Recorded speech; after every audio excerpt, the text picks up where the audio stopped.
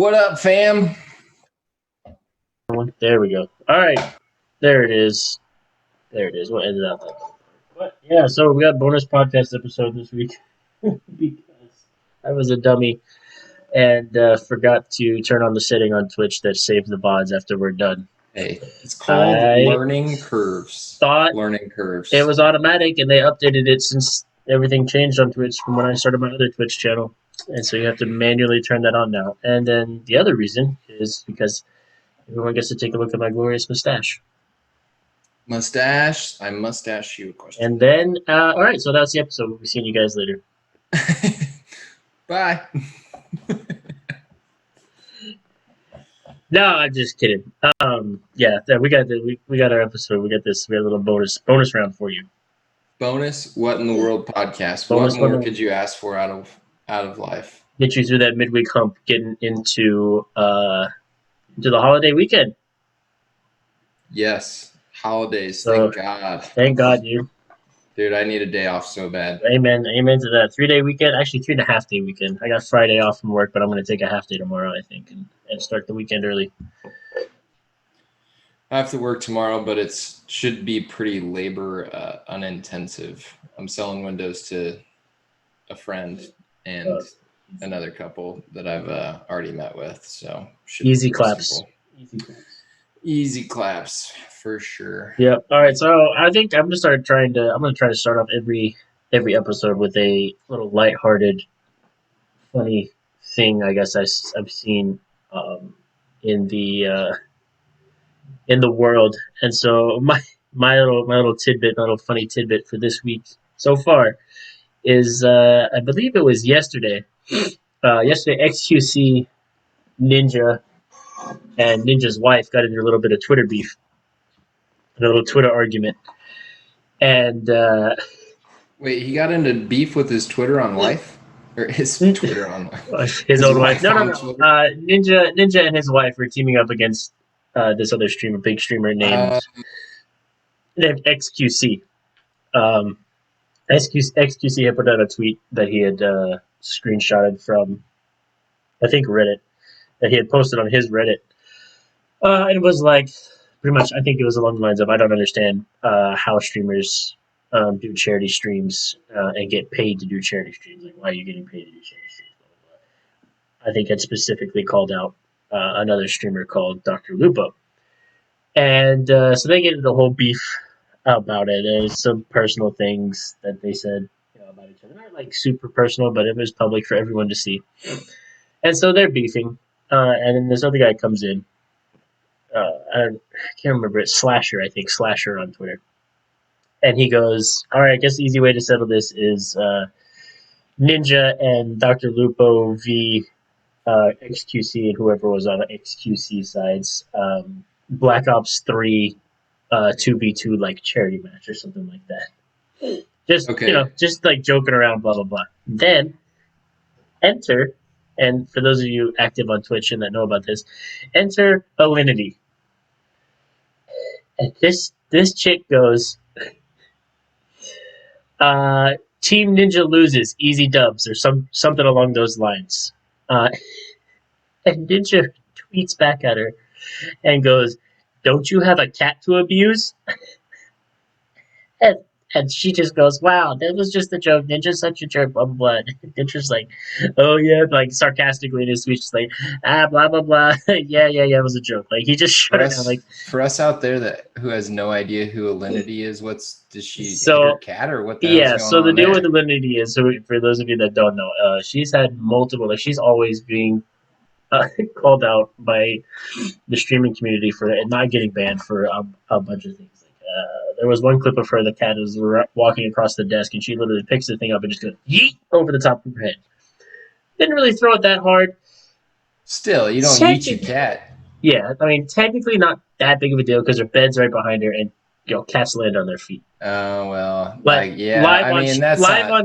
live on stream, yeets the cat.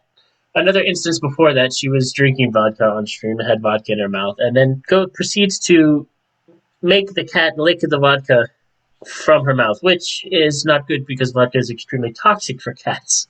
Oh, well. And she's had other things. There's always rumors floating about that she's in bed with people over at Twitch, the moderation team. That's why she doesn't get banned. Recently, she had a whole titty pop out on stream and didn't get banned for that. Oh, I saw that. Oh, I didn't. So, I shouldn't say I saw that. Like, oh, now I know what you're talking about. right.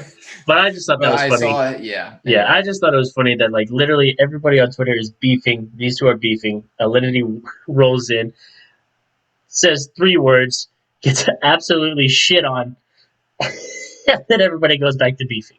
Go back where you came from. So that was my little. You know that's a fabricated beef too. Oh You know yeah, those two got probably. together and they were like, "Hey, we need some content here. Maybe, Let's I have a don't know. reason to do a charity tournament." Like perhaps, but I Dude, don't know. Jack Harlow was just talking about that on an interview I watched with him. Which, by the way, love Jack Harlow even more than I did before. Jack Harlow's a pretty cool guy. I wish we could play his music on stream without getting DMCA'd. Yeah, he's a cool dude. And I was listening to him talk about rappers creating like fake beefs with each other for like content purposes. Yeah, that happens all the time. Now, this beef I don't think was fake because Ninja's wife got involved and she is a whole another fucking can of worms. She wanted some clout, bro. She doesn't really need it. I mean, she's a manager to Ninja and like all this other stuff. But like all those 3 people involved in that beef. Speaking of, I wanted to show you this dope ass beer I'm drinking, and cheers to you at the same time. Cheers. Dang, that is super cool. This shit is so good. Both rocking the IPAs tonight. I like it. That's right. Brewed freshly out of Decorah, Iowa. Just like I was saying to Miller Lite last time, Toppling Goliath. If you're interested in a sponsorship, we currently have no sponsors. No sponsors. That's just us. So is what it is. But we are open and ready. Hey Wolverine, if you would actually like donate, now that it's like 2 times around here, shit ain't come for free, bro. Just goodness. kidding. It comes completely for free. It's free. This is free content, free podcast for everybody. We just love that you're here. Shout out to Wolverine here and Spaceman here. Thank you guys. I didn't forget about you. I just finished that story. Also, I missed a couple. I think I missed a couple of follows last night. I didn't see them pop up, so I'll take care of those real fast. Captain Igloo. Yeah, so we do take Bitcoin, Wolverine, just so you know. Donates in Bitcoin, Spaceman. So I'm guessing. I really hope I don't pronounce this wrong, but it looks like Lacey Clavette. Yeah, that's Igloo that we play. It's Igloo. With. Oh, nice. Yeah. So appreciate that follow, and then I think I did see Ed Nuts follow last time, so appreciate you guys following. So that's super shout out cool. to Ed Nuts. So yeah, like what's popping in the world? It's just been kind of busy, like 3 days here at the beginning of the week, honestly. That's why when we talked about doing this tonight to redo episode 1, so like episode 1 part 2, I guess, whatever you want to call part 2. I don't know. I labeled it 1.1 the do over. Man, I feel like we got plenty to talk about. So I just came back from Topeka, Kansas, where on Friday it's going to be law that you must wear a mask in public places. A lot of places doing that. Making it law. They've been open for a while, and there's huge spikes in cases. I know that I think I mentioned this last time, but there was 4 days in a row where each subsequent day we topped the record of coronavirus cases in a day. Texas and Florida staying strong, leading the charge on that. Thank you, Texas and Florida. Florida single-handedly having more coronavirus cases in the entirety of Europe. So good job, Florida. Really appreciate you. Stay classy. I mean, is anybody surprised with that out of Florida, though? No, stay classy. Stay classy, Florida. Stay classy, Florida. Indeed. Yeah, Kansas City's doing the mandatory mask thing now. Masks have been mandatory up here in Jersey since basically the inception of coronavirus. Yeah, same in New York. Like I said last podcast, as soon as the governor of New York came out and said we got to wear our masks to get our freedoms back, I'm like, wait a minute. That doesn't sound right. That sounds a little... Since when are we handing out freedoms? Right. Cases spike, places stay open. Yeah, for the most part, Wolverine. I know there's, at least for me up here in Jersey, the state was trying to reopen, and then coronavirus cases started spiking I don't know if they spiked here, but they did start spiking around the country. And the governor said, "Hey, you remember when I said that things can start reopening? Yeah, sit-in dining, shut that shit down. We're not doing it. We're not doing it." They're gonna So, go ahead and renegotiate on that. things are So open. no open end dining in New Yeah, like Jersey. you can't go in and sit down at a restaurant now. They were gonna run it. What? Yeah, they were running it at like 25% capacity. I think you could open, but the restaurant could only hold do 25% capacity, and then you can also have people sitting outside. But I think he recently just said, "Nah, we're gonna wait and see, and hopefully uh, coronavirus cases go down." So. You know, the one thing that I really hoped for, that I hope for every day, that continues to not happen, is a rise of a fucking third party. We're still just going headfirst into November with two of the shittiest people on the planet, No and coverage or discussion of Joe Johnson. of course not. Joe Johnson You, 2020. Ben, you should know you have to have your hands in the pockets of special You interest need groups and to. lobbyists if you want any sort of coverage on any sort of national This is media. true. You need to So, walk hat in hand to media out networks and special interest groups and say, "Please, sir, can I have some more?" I feel like And it's that song they play in Wally. Sorry, I didn't mean to cut you no, off. you're I feel good. like it's that song they play in Wally where it's like, "Put on your Sunday shoes. There's lots of world out there." Yeah. That's like what politicians sing every morning. Like, "Hey, Oh come my on, goodness. guy, let's put on our Sunday Somebody's shoes true. and go out and talk to the special interest groups. And hey, come on now, come Yeah. on." Everyone, come on now, Let me let support me us. let me write you a check and talk about climate change or about the anti-climate change and hey guy, I mean we'll hire some scientists guy and we'll Right. just get out there and tell the world what they want to hear. Welcome to 2020, where it feels like 1950 all over again. Yeah, where nothing has changed because Nothing has humans changed still in blow cock. 80 years. Dude, so being a biblical studies major, something I've said for a long time is the more people change, the more they stay the same. And we are the same motherfucking animals that we've been since biblical times. Nothing new under It's the sun, man. Nothing new. nothing new with humanity. That's why aliens left us alone a long time ago. They're like, you guys are kind of stupid. They Like, came in, built the pyramids, and they were like, you know what? Never mind. hey, don't forget they left us cats. Oh, They true. gave us cats. And now we get to scoop their shit every other Yeah, day super great. Thank you. just to have a little companionship. Right, just fucking aliens. Like those memes of the cat sitting on the beds while people are like cleaning out litter box, and it's like Right. Just scoop my shit, reporting bitch. back to home base like the humans are still obeying. It's like Wolverine very, says, heard that some restaurants sit down have lost about 50% of business. I wouldn't be surprised if that's hey, true. Igloo, what up? What's up, Igloo? And there's Lacey. Nice. Thanks Thank for you. coming. Thank you. Thank you for being here. Yeah, that's crazy. It's just getting wild out there, man. Did It's we getting talk wild. about any of our favorite conspiracies last time? That'd be a good topic today. We're kind of going into Um, this blind, by the way. We don't really yeah, have we like don't an really agenda like. at all. It's just like what's happening in the world. So we just get a general idea of what's happened in the last 3 days, and we'll fucking run with it. Yeah. What's your favorite conspiracy? Oh God.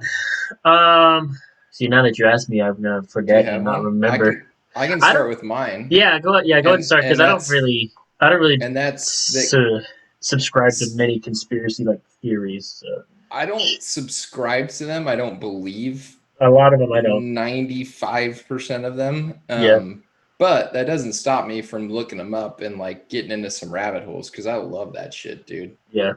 Oh, there's Ed Ed Nuts. Nuts is here too. What's What going on? up? The gang's all here. Gang's over here. How's it going, guys? Um, yeah, so again, I don't necessarily believe this, but I don't think it's outside the realm of possibility. So there's a conspiracy that when aliens came down to like, hey, what's this little farm of ants doing down here? They came around and they're like, yeah, no like propulsion machines. Our technology is like light years ahead literally of what yours is, so we'll stick around because like we're good people and we'll help you build the pyramids. And then the conspiracy is that the aliens had cats as companions, Right. and so as they were spending time down here building the pyramids, after they left as like their parting gift, they left us cats. So like house cats, not like Yeah, not like big cats. primal cats. Yeah, but house cats. And that's why the Egyptians worship the Sphinx, and they like literally like worship cats in their culture because it came from the aliens. And there's a lot of hieroglyphics that we'll get into a lot more detail than I'm going to waste everybody's time on. But moral of the story, cats came from aliens, and that's why we scoop their shit every day, every other day in my house. Interesting. It's like my fucking dog just goes outside. Yeah, he just goes. He's got it figured out. Like Right. he just shits in the yard, and the cat's like, no, I need some litter. I'm like, what? Why? Why? That doesn't really make a lot of sense. Yeah. But yeah. I don't know. my favorite. My cats like to find holes outside and they just shit in those and use dirt. Yeah, well, your cats aren't aliens, and that's true. Evolved. I guess not. They've been domesticated enough. They've been domesticated. Now they're just like humans. Right. They're just like, yeah, whatever. The Casey said that Thomas said his favorite conspiracy is that everything you hear is a lie. Everything? Everything? All of it? Even what you're hearing right now is a lie? You gotta specify everything. I would never lie to you guys right to your face. I mean, I know that there's a certain degree of truth to what you hear on Fox News. It's just jaded. And CNN, it's just jaded. Very jaded, very twisted and biased. What about you? Come on, hit me with a good conspiracy here. I don't know. I guess most recently, and I don't know how much of a conspiracy it is, but it's basically the global elite all being tied together and in cahoots. Ooh, like some lizard people type shit? Yeah, like the lizard people type shit, or like the Illuminati type stuff. Like they're all good linked. One. They're all linked together, and they all conspire with each other to make the world turn the way they want. It's interesting. That's a good one. And there's parts of it, I guess, that's not back later for food. Oh yeah, food. I know where's Wolverine. There's parts of it, I guess, that aren't too far fetched that could seem believable, which is probably what makes it a good conspiracy. Is just enough for you to be like, that could be it. But yeah, I think a little thing, little tidbit of that like leans credibility to it is when Epstein was arrested, and then 3 days later he was found dead by supposed suicide. Which second favorite conspiracy, because there's too much truth in it for it to be number one. If you have any semblance of some conglomeration of cells in your head that you call a brain, you'll know that that dude did not commit suicide. There's no way. No way. There's no way that all the cameras went dark and the guards were... No, Ben, they didn't go dark. They just weren't working. Or whatever. Yeah, so they just weren't working at the time. At that specific time. The guards also at the exact same time were nowhere to be found. And then all of a sudden, everything... dude, they weren't nowhere to be found. They were napping. Oh, of course. Get your stories. Of course, straight, whatever it was. The cameras weren't working. It's not they went dark. They just weren't working. And the guys were there. They were just like napping or whatever. And it doesn't matter that he has ties to both Donald Trump and Bill Clinton. Not to mention plenty of other global elitists. People that if you... Those dudes all looked at that. He got arrested, and they were like, "Oh fuck, he's gonna squeal." Did you see when Corona came out? I'm kind of changing because Epstein, but we're staying. But the moral of that story is Jeffrey Epstein didn't kill himself. Yes, and I don't want to go away from that because I want to come right back to that. But did you see all those people commenting on like Tom Hanks's like Instagram and like Twitter post after he got coronavirus? Did you see any of that? If I did, I don't remember what they said. Okay, so here's the whole thing. The Illuminati is tied to all the child sex rings, like child prostitution, basically. Naturally. And there's some drug that they take. Oh, God, I'm getting old now because this, coronavirus is like, 2 months old now. So, right. It's older than 2 months. But something to do with Tom Hanks getting the coronavirus first as a celebrity basically ties him to this child prostitution sex ring. ipso facto, everybody thought Tom Hanks was a child molester. And like one day I'm on like I Don't do follow my Tom boy Hanks. Tom. Don't do my boy Tom like that, all right? Nobody. That is That's heinous. not only do we have Wilson, You but leave we Forrest Gump have alone. Forrest Gump. Exactly. And then we have Woody, That my boy Woody. Come right? on. Everyone's childhood. Andy's Woody. I mean, I guess you would have to get into some really deep, dark conspiracy holes to really start thinking that Tom Hanks was really part of You like, are chasing. because if that's true, the world is 100 times more corrupt Oh yeah, than we could ever imagine. that is one It's white rabbit you will not catch. yes. Ed Nuts over Well, here saying Pizzagate. Lacey screaming out, "Fall of the Cabal." Then we have King Nimrod. They're all tied together. Tom So is a weird. national treasure. Amen. What is Fall of Yeah, Cabal? what I is don't know that? what I don't that know if I've really is. heard of it. The only Cabal I've ever heard of was in Destiny 2. I'm gonna Google search it real quick Um, because I don't know what the hell Spaceman that says means. next week's topic Godzilla vs Kong. I don't know. Maybe, probably not. We don't really. I don't think we're discussing movies on this unless they have something to do with what's happening in the world. Yeah, it could happen. It could happen. Yeah, Things that y'all make leave you go, Oh, there's like a 10-part series. for Our this real fast. government runs on a 6-year-old coding language and now it's falling apart. Let's go. I hope so. Interesting. Fuck Interesting. yeah. Let's Expose the go. government. Let's go. Oh yeah, that's what it was. Adrenochrome. Yeah, Adrenochrome. that's what they take that gives them. Oh, now I'm gonna Holy sound like an Jesus, are we idiot. that? Are you guys that delayed? It's something about yeah, that's the drug that they take that Interesting.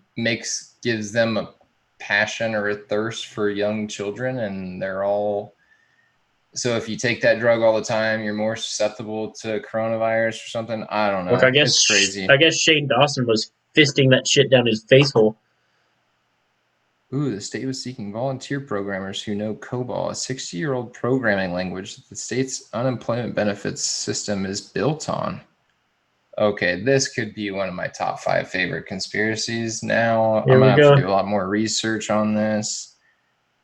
Something in the chat had triggered something else conspiracy wise. New Jersey, Ben. New Jersey isn't the only state that depends on COBOL. Oh God. Connecticut's computer systems run on it for processing unemployment. Interesting. Oh, let's go. This could be. You want to talk about? Oh, you guys that's just what. gave me another rabbit hole that I really didn't need to. Before we Harvest children's fear. here's that's Monsters Inc.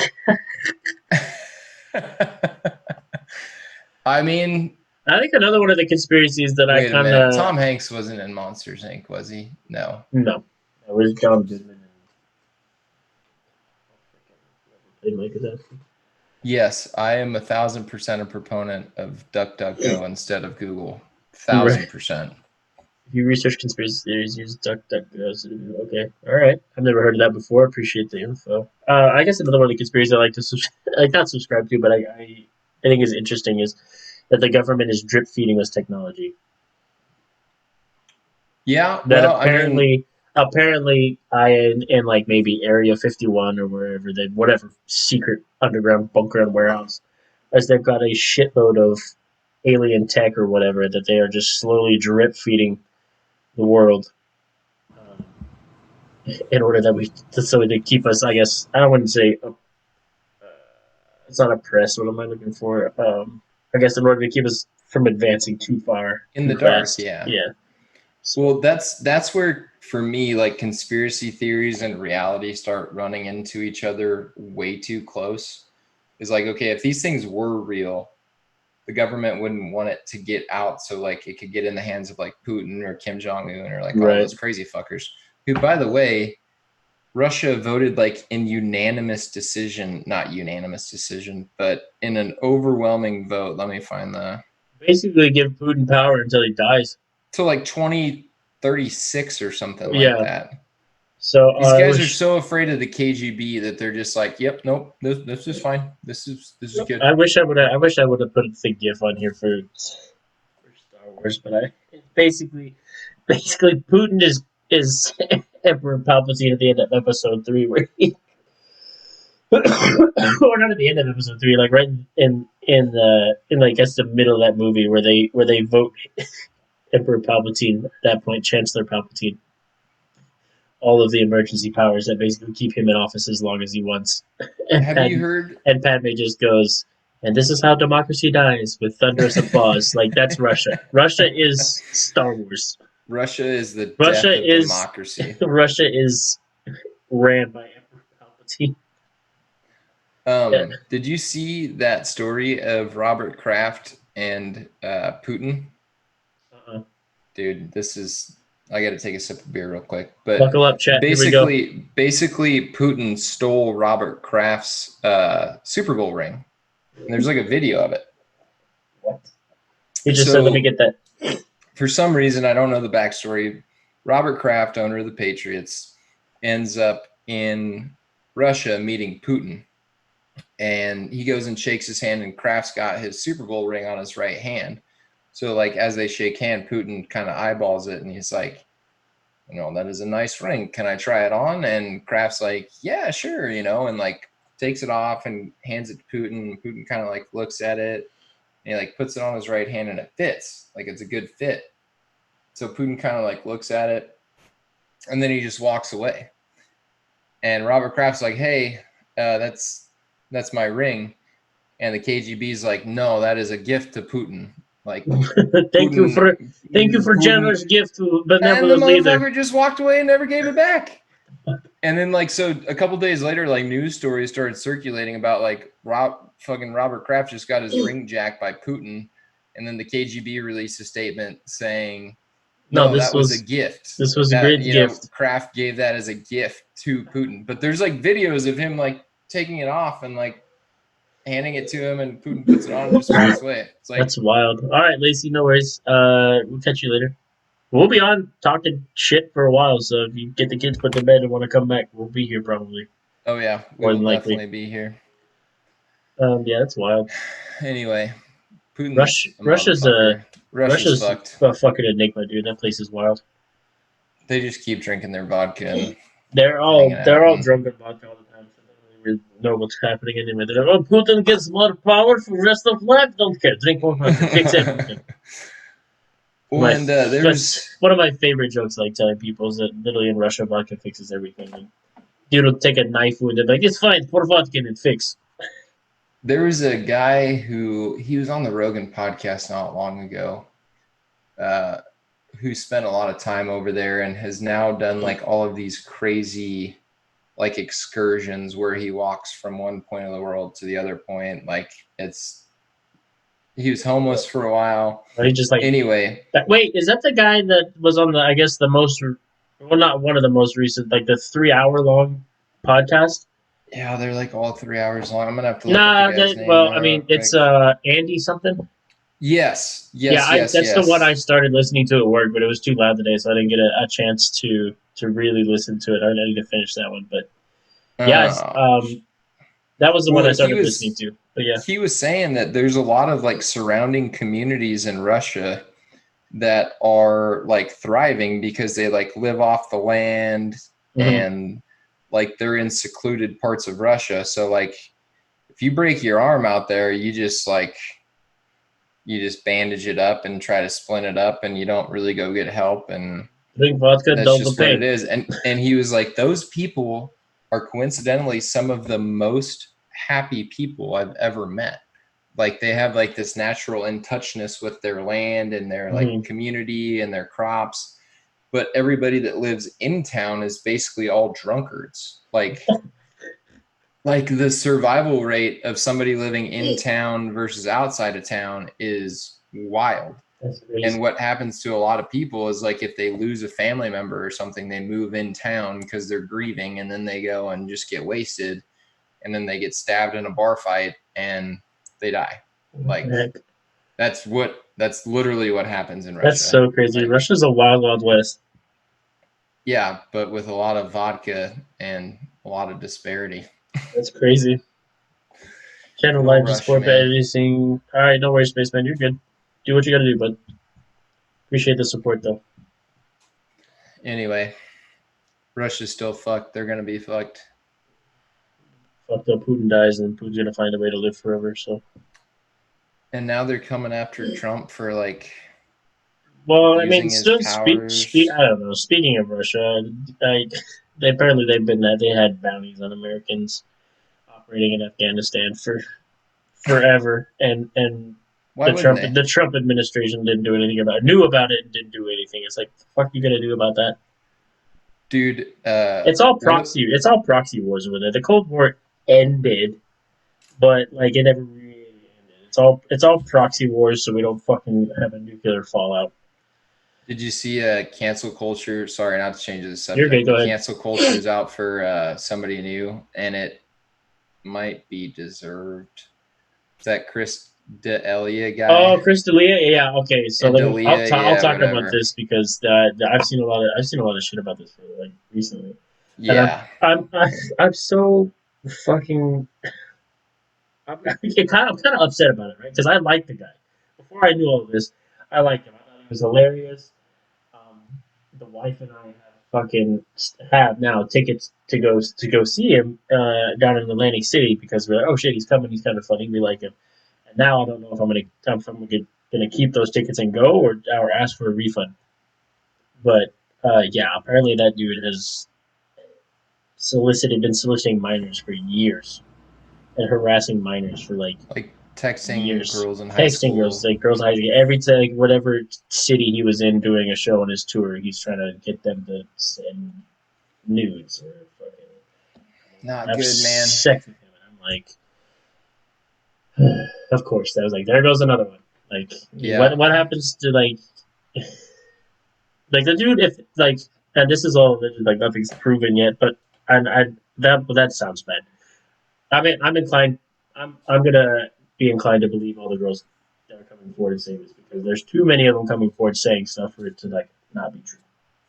well, and again, like we said last podcast, everybody's American right is due process. So, like, we Mm-hmm. can't judge and jury the guy right away.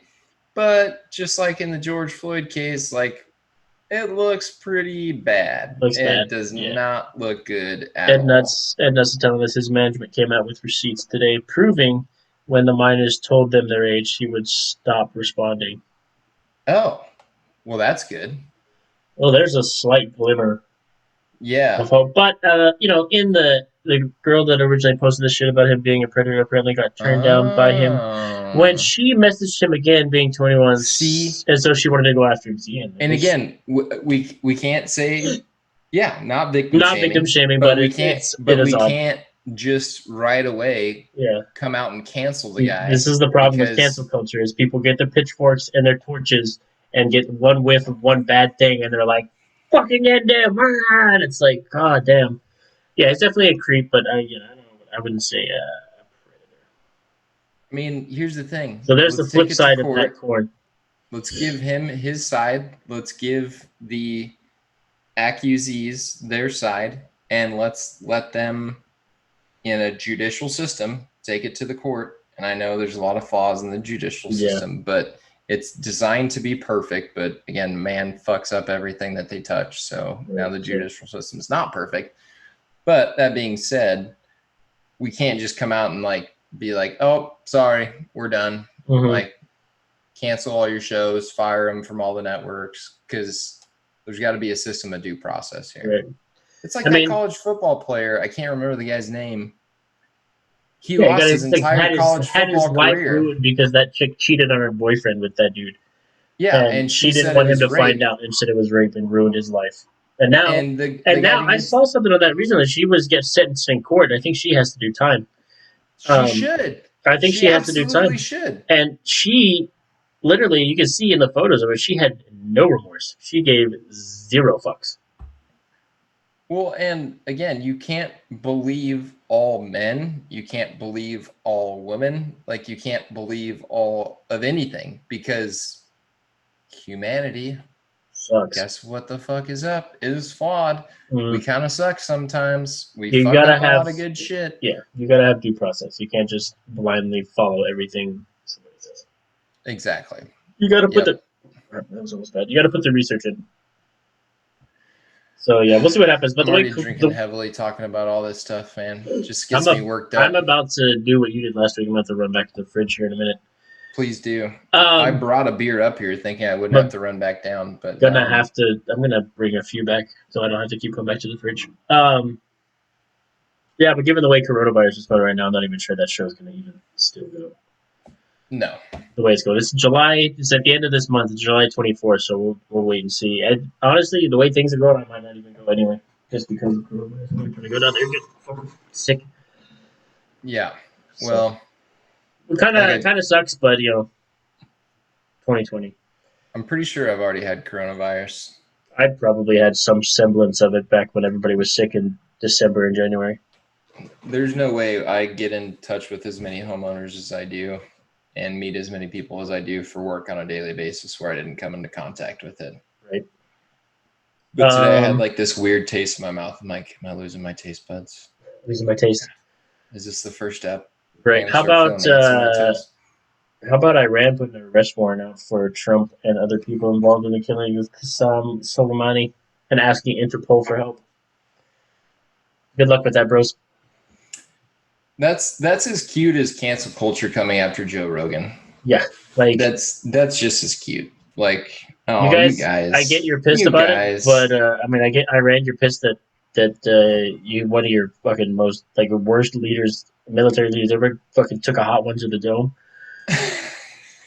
But like, we got it's war, bro. It's like it's not like an established war we have with Iran, but like, it's just gonna happen. You get an opportunity to take a guy out, it's gonna happen. It's just what happens. And now you got your fucking panties in a bunch. Do they not think that like all of the left has literally been searching for anything to get a search warrant on him for and an arrest warrant on him for what is it, 3 and a half years, 3 and a quarter, 3 and 3/4 3 and years. a quarter, somewhere in there. Something not like the that. best at math, thanks public school. Way to go. But like, come on, guys. Like I told Google to play me the news the other day when I was driving into work because I didn't have that is a bold move. Yeah, well, okay, that is a very bold move. So what I did is I went Google to tell you the new Ben. I've trained you better than this. No. So I picked what news sources I wanted to listen to have my news come from. So I picked places that are relatively as unbiased as you can find. So I picked Reuters and news sources from outside the country to like tell me the news. So I try and get my shit as unbiased as possible. But that headline came across and I was like, what? Iran put out an arrest warrant? I was like, you guys do realize that he's the president, right? Like, you don't just to get to put out an arrest warrant and Interpol and ask Interpol for help and have Interpol come up to the White House and be like, excuse me, Mr. Trump. We're gonna, Iran's got an arrest warrant for you. We're gonna need to get you on this plane. You need to come with us and hop on over to Iran. Like, that's not how that works. Secret Service is gonna be like, fuck you. Secret Service is gonna be like, the fuck out of here. The fuck are you doing here? Get back in your fucking plane and go back to France, guy. Like, yeah. If you don't want to get shot, you should probably peace on out of here. Not that that's right, wrong, or indifferent, but it's just I don't know. It gave me a chuckle. I was not gonna happen. I was like, good, way to go, good job. Yeah, I was telling my dad today, who is obviously an older guy, about cancel culture. We actually had a really good talk about cancel culture and how ridiculous everything is. So dumb. And he's like, I'm pretty sure he voted for Hillary in 2016. Not to like put the guy on blast or whatever, but he hates Trump. He just thinks he's a complete idiot. And if you knew my dad personally, you would think that's not the way he would have voted. You know what I mean? But he's just fucking. But now I have to judge your dad for voting for Hillary. Well, I that's not confirmed. I can't say that I know that for sure. But the first election that he voted in a very long time was 2016. And he's never told me exactly who, but I know that he really, and he was like, he loved George Bush. Like, guy. A lot of people did. He's an Iowa farm boy. Like, you would think that would be a typical, like, born, bred but he has a huge heart, and he listens to Trump talk, and he's like, this guy's just a fucking idiot. Like, he was telling me today, the guy sits on the toilet at 3 a.m. and tweets out shit, and he just can't keep his fucking mouth shut. Like, Tweets out what is in the toilet bowl. yeah, that he was telling me, and I don't know that this is true or not, but this is just what he was telling me. I'd assume it would be true, but some Russian guy came out who, in his words, can actually speak English. That's not meant to be, God damn it, Jim. anything, but I know. And he was like, Trump is bullshit. Everything he says is bullshit. It's all a lie. And after that, he followed with, I can't tell if the guy is just incredibly smart or if he's incredibly stupid. And I think there's an intricacy, there's a mix of he's so smart that he thinks he can do whatever he wants. Yeah. And that makes him incredibly fucking stupid. You have Joe Biden as the person going against you. All you got to do is shut the fuck up and let things play out. All you got to do is shut the hell up, because he's not going to be able to beat you on his own. But if you lead yourself to your own demise and continue to give the left a better reason to vote for the cabinet or whatever, you're all you got to do is shut the fuck up, dude. That's all you got to do. Shut the fuck up and run the country. And he can't. Yeah. He can't do it. It's just not in He's his not capable of it. person to fucking shut up. He has to have the last word. Well, that would be like a subtle admittance of defeat, if somebody took his Twitter page away from him, because, Right. Anyway, I'm gonna run to go the get your fridge real beer. fast. Yeah, you guys keep Chad Go get your entertained, beer. Alex. I'm going to try to keep Chad entertained. Somebody throw something at me. I want to know what Ed Nuts is up to right now. Or there's 3.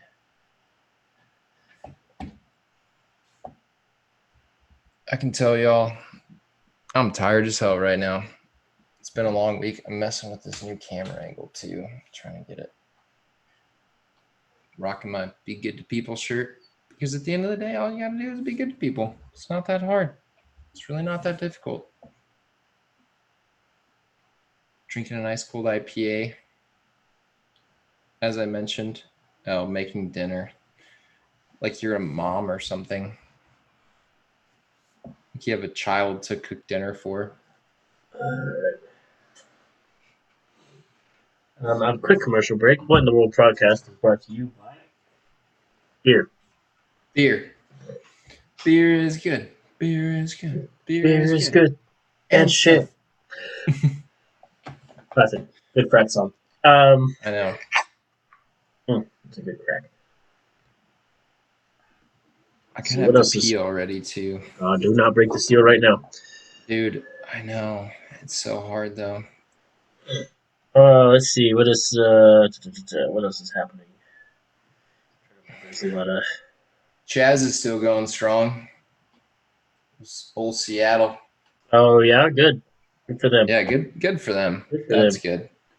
Hopefully they don't have any more shootings or rapings or people beating people up because they're not complying. Right. All of the things that they're literally setting out. How about this? We'll talk about this. I'll talk about this for a minute because this is complete bullshit. So, some of you guys may know. I'm gonna have to look up this girl's name. You have immediately piqued my interest, by the way. What's her name? So I don't fuck it up. Okay, yeah, here it goes. Get a load of this. 2 months ago, a U.S. Army soldier by the name of Vanessa, I'm going to butcher her last name, Guillen, Guillen. Guillen?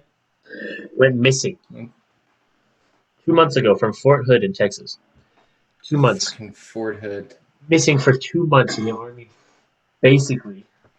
What? Did fuck all about it. What race was she? She had to be Hispanic or some sort of looks to be Hispanic, right? So that double L's got to be like a Y in there. Yeah, Guillen. So I'm gonna try and hopefully I don't fucking get raked over the coals for this. by the military. But Careful. I know. So the army Cancel goes. culture. You know what? I don't give a shit. Yeah. She's been missing for 2 months, and background on this is and this is a big problem. I guess in the military in general, but Ed Nut says Hispanic especially from Houston. there you go. Thank you, Ed Nuts. Uh, this is a big problem. She was being sexually harassed by one of her sergeants. Fuck, of course Fucking she was. yeah, of course she was. The army has a history of this. It's like apparently it's from what I understand, it's horrible. That shit's There's a horrible in the there's a army. documentary on it that I've seen in the past. I don't know what the name of it Yeah, is, so this so shit's I shouldn't horrible, even and be saying it. But yeah, the army's really bad about always sweeping that shit under the rug. Nothing it, like gets resolved, but it's just like it Army kind of disappears, Catholicism. right? Anyway, Sorry, that's not nice. Anyway, she was missing for 2 months. Her mom is, rightfully so, freaking the fuck out because they have no idea where she is, and it doesn't seem that they are. wait a minute, Ben. Are you telling me that you'd be freaking out if you hadn't seen your daughter in 2 months? I mean, you should really just calm down and trust the army. Exactly, exactly. So she is freaking the fuck out and coming at the army hard because they're basically showing no effort. So I think today, they found remains. Turns out they're her remains. And as shitty as it was as it is to say, but when she'd been missing for 2 months, and at that point, you're kind of just like, this is shitty to say, but she's dead. Like you're missing for that long with no fucking word to anybody about anything. Like Well, and unfortunate. they found her remains, Yeah, well, so that would. unfortunate fact. Before they found her remains is like you just I kind of had to assume that like Well, she was dead. statistically, the chances are very low. Yeah, so it's just like the army took 2 months. Like if this shit, and I'll give you my experience. Like the Marine Corps, you don't get to go missing for 2 months like that. We fucking shut bases down when uh, dumbass PFCs lose goddamn rifle in the field. We shut everything down. Nobody in or out till you fucking find that shit. Um, if you are late to morning PT, your phone starts ringing uncontrollably. If you don't, they found a different missing soldier's remains while looking for hers. Oh, good. So now there's two dead soldiers. Sick. Way to go, God Army. You guys are really fucking damn nailing it. it. Um, you don't show up to work. Phone ringing uncontrollably. People are coming to your barracks room or your house, banging on your door looking for you. Like in the Marine Corps, you don't just get to fucking disappear because we've had instances like that where accountability wasn't taken super great, and Marines have lost their lives. So it's like how the fuck like there's this one story I saw this one Marine on some base somewhere. They didn't go into detail, which is probably smart on their part. Um, got high as a kite on God knows what, and ran off base. Just fucking took off, ran off base. Went 4 miles off base. No idea where the fuck he was. Marine Corps found him in 2 hours. That's pretty incredible given the fact that you take a 4 mile radius and draw that around the base. And they found And this find dude. him. And they Yeah. found this dude high as shit. Wherever. Like you don't get to go missing. If you were missing in the Marine Corps is calling everybody that knows you to figure out where the fuck you went. And I get it. Fort Hood's big, but that's why you have small unit leadership and a bunch of other things. Like, how the fuck do you just let a soldier go missing for 2 fucking months? Ed Nut says once they had a suspect and went to go question him, he shot himself. Well, if that isn't an admission of guilt, I don't know. Weird. This is why I like having chat because I don't always get the time to put myself in on No, and I all of the literally, things. I can't watch the news anymore. I But I have to turn it off. But that's like supposedly she had filed at least one complaint and sexual harassment thing against that sergeant, and he was about to go file another one when she went missing. So yeah, weird. filed Almost as if somebody made her somebody didn't disappear. want her to talk. Yeah. So like it's just it's unbelievable. Almost like when Jeffrey Epstein gets into a cell, the cameras magically shut off and The guards are all sleeping. magically take a nap and he magically hangs himself. Although the Although the coroner third-party ruled autopsy, revealed that that it he was had a broken homicide. bones in his neck that almost never happen in Unless it's a homicide. suicides, Yeah. because you can't break your neck like that unless someone is choking you out and strangling you. So like that's just it's just unacceptable. And I don't know. I'll have to look. I'll have to look and see. But I have yet to fucking see any type of coherent statement from the fucking army about how they handled this. So No, it's dude, it's the same. It's the same as that giant. brotherhood shit that happens on police force. It's the same exact mentality. It's Same exact mentality. it's fucking unacceptable. Like this is a giant publicized black eye for the army. So good job, army. Way to go. You've done fucking played yourself. Well, and one of my best friends, the guy that I had another podcast, still have, but he's just super busy, and it's tough to get him pinned down with work and school and everything. He was in the army, and he tells a story about being late to PT and everybody blowing up each other's phones trying to find this guy. And I've heard it out of the horse's mouth from an army soldier that you don't go missing for 2 months and people just don't try to find you. Yeah, so Like, the leadership of that base completely fucked themselves. what were they doing? They had to have known. They had Yeah, to have you known know something she's was not. up. She hasn't been showing up to work, and like what?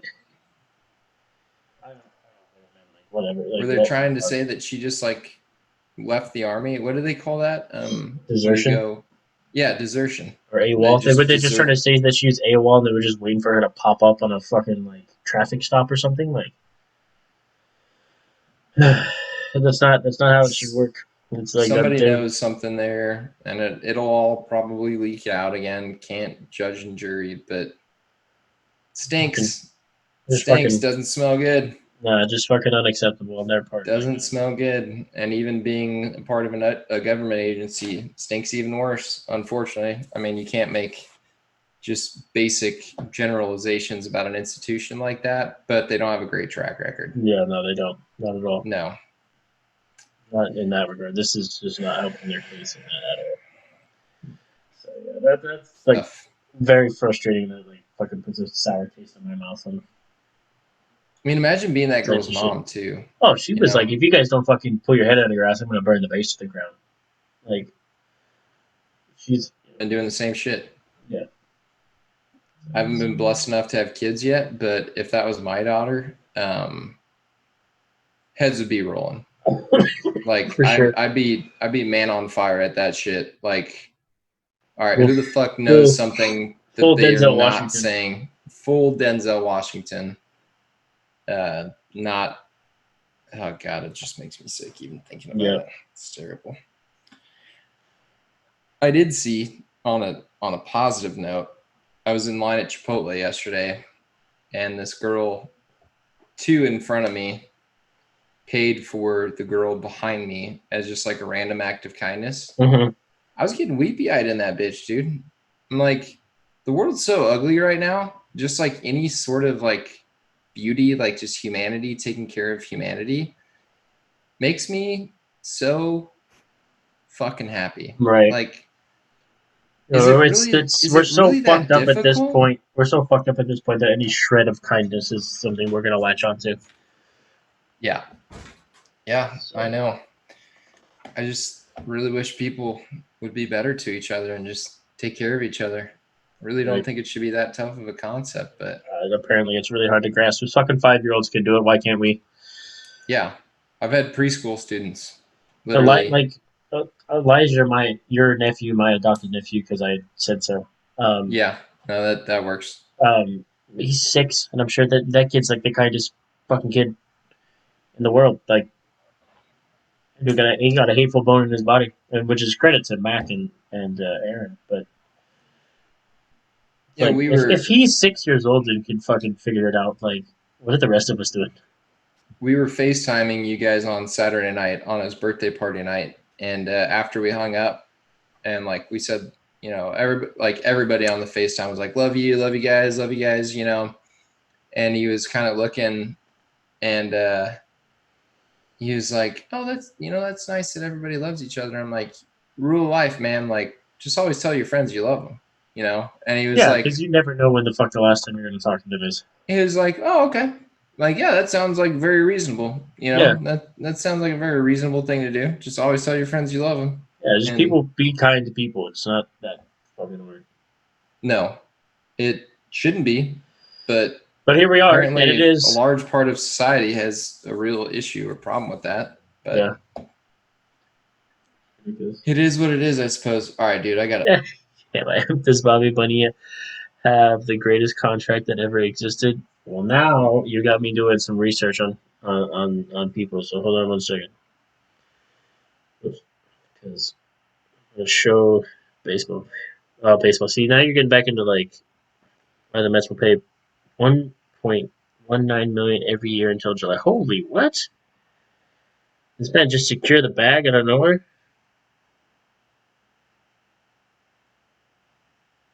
This dude be getting paid. Hold on one second. How about this sneeze?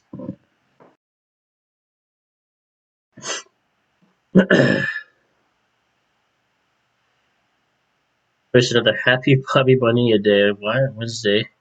He's gonna collect another $1.1 million check from the Mets. Every from 2011 until 2035. Holy! Why does he get this payday? Because they agreed to buy out his remaining 5.9 million instead of paying him that at one time. They make annual payments of nearly 1.2 million for 25 years, including negotiated 8% interest. That's crazy. Well, okay, that dude I has the see greatest. Hugo joined us. Yeah, I did. That dude has the. Yeah, that's the greatest contract of all time. You know, $1.2 million a year every year.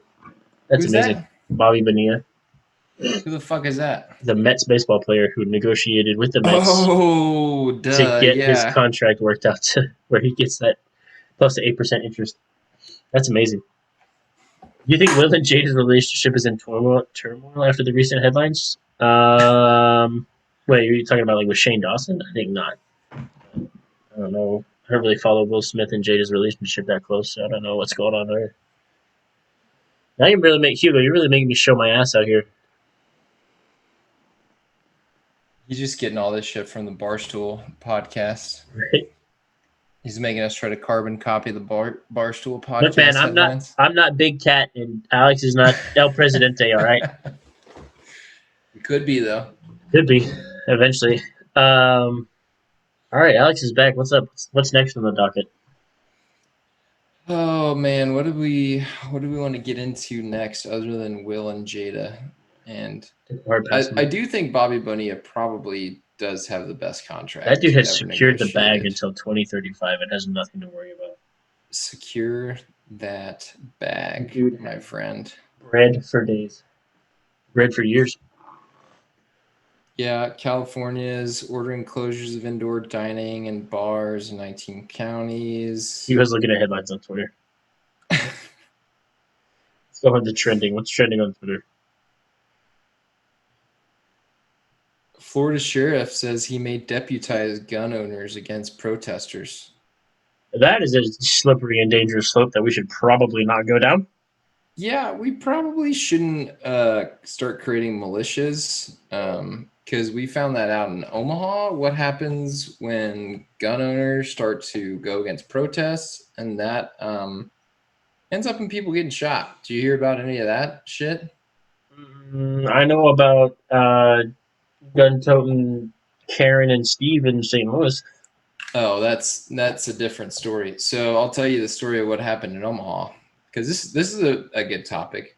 Yeah. So this bar owner in Omaha during Oh the no, we did talk protests. about this when we do some gaming. Yeah. Yeah. So this bar owner in Omaha goes to protect his bar against protesters in downtown Omaha, right? A, the guy's got an expired concealed handgun license, which is the first red flag.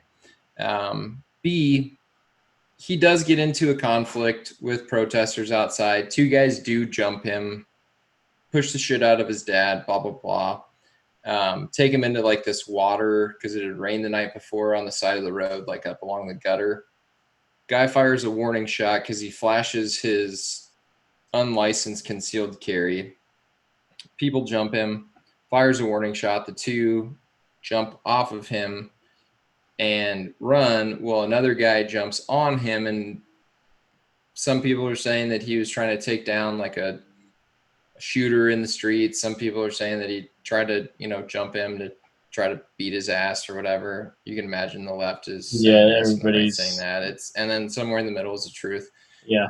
But moral of the story, well, not moral of the story. The kid ends up getting shot in the neck, dies. Bar owner walks free because Nebraska is a stand your ground state, so they have reason to believe that he was protecting his property, whatever. But here's the moral of the story. That fucking kid didn't have to die. Basically, yeah. Like, if the protesters were doing what they were supposed to be doing, lawfully doing, and peacefully protesting, which is their God-given American right. Which is what the not majority trying to break of them windows, probably doing. Not trying to loot and rob shit. And if that motherfucker just would have stayed home or sat in his bar and said, "Hey, look, if you come in here now the tides are turned. Like, if you come I'm going to tell you to leave. I'm going to tell you to leave, and then if you don't leave, then we're going to have an issue." So again, it's all fucking convoluted in the middle, and a fucking 22-year-old kid ends up losing his life. No reason. Bar owner's white. James Spurlock, kid who died. What? Black. Horrible. I was a fucking shithead at 22. Yeah. I like you're I'm cognitive. I'm 3 years removed from 22, and I was still kind of a shithead, a little bit. Not your that cognitive much, ability is not what it's supposed to be at 22. So if we just would have been a fucking civilized society and not been breaking shit and not been toting a gun in front of our bar in the name of safety, both sides are wrong. But now we end up with a kid who's dead. Yeah, for no reason. 22-year-old kid dead in the middle of a protest. And I guarantee you, if you start deputizing gun owners, I think it's just going to turn to a full-blown civil war. Dude, you want to talk about the Wild West. Oh my God. I was going to say, that's a civil war. Like, that's... I can't imagine. Like I'll go out on a limb and say that 95% of the people protesting are doing it right. But there's always that 5%, which is what the military says. There's always there's always the 5% that fuck it up for everyone. Always, no matter what, wherever you are, military, fucking protests, civilian jobs, whatever. There's always 5% of people in whatever group you were part of that are gonna fuck it up for everyone. And 95% of bar owners were probably either saying, hey, like if this shit starts to impact like my actual bar, then that's one thing. Like if they start to come in here and start to loot shit, that's one thing. Right. But then you have the 5% bar owner who goes out and is toting a gun. And then you get a kid who's probably not even in the 5% of the looters. You know what I mean? Because you can make a reasonable argument. Wrong place, wrong time, probably. Wrong place, wrong time. Wrong place, wrong time. And now that kid's never going to get to live out the rest of his life. And I'm all about, your Second Amendment right to bear arms. If you want to have guns, go ahead and have guns. But do it legally. And he walked. They didn't even take it to trial. Jesus. Slump with the follow. Appreciate you, bro. Yeah, that's shitty. Like, I'm all for it. Like, go ahead, have your right to bear arms, but do it the right way. Do it the legal way. Which, again, 95% of people do, and you have 5% of people who are gonna fuck it up. Did you listen to the Colleen Noir? And his real name isn't that, but he's a black Second Amendment supporter that was on the Rogan podcast. Oh, I'll need to look at that one. That sounds like a very good listen. It was a very good listen. There he goes. You figured it out, Hugo. Appreciate you.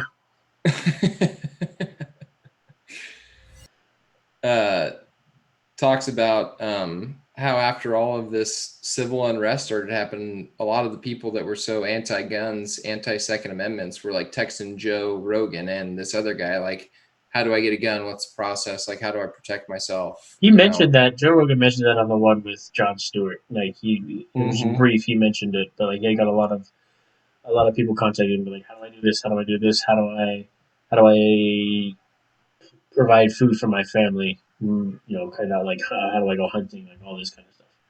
So, Who is Slump Kamish? he is a guy that Hugh and I went to school with. Nice. So Appreciate those follows. for sure, every little bit helps. So yeah, no, like, for real, like you want to own guns, fine. I don't have a problem with that. You want to get a concealed carry, fine. I don't have a problem with that either. Do it the right way. Follow the laws The that are in place to safely and you know lawfully own your weapons. the fucked up thing in Nebraska is if he wasn't concealing that, he wouldn't have needed a permit. You can open carry in Nebraska. You just can't conceal carry in Nebraska. Yeah, well, you can't conceal anywhere without a permit. Well, that's not true. Most places you can't conceal carry without a permit. Correct. So open carry all you want. Yeah, I don't give a shit. Walk around with that pistol in your hand. Just don't tuck it in your I waistband. would say in your hand, like leave it holstered. But I mean, you know, walking around with a gun holstered, fucking, that's a big enough deterrent as it is. I'm not gonna. If I Yeah. was a shithead, I wouldn't try and fuck with somebody that's got a sidearm just holstered. Speaking of sidearms, we'll just fucking use this to transition to this. Holy fuck, gun safety, people! Take 10 minutes to do some goddamn research on the internet to know how to safely use and operate your firearms. The the amount of people I see that just fuck around with those things with fingers on their triggers all the time for no reason. Like, come on, come on. Here's a little bit of knowledge for you guys. This is what the Marine Corps does, right? We have fucking five written weapon safety rules, six really, but the sixth one's I wouldn't say unspoken. It's just not written down. So it goes like this. The little way you can remember is this.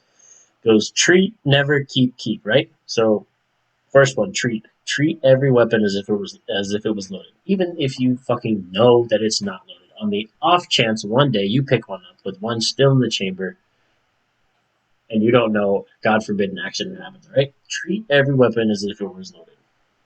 Never. Second one. Never pull your weapon at anything you did not intend to shoot.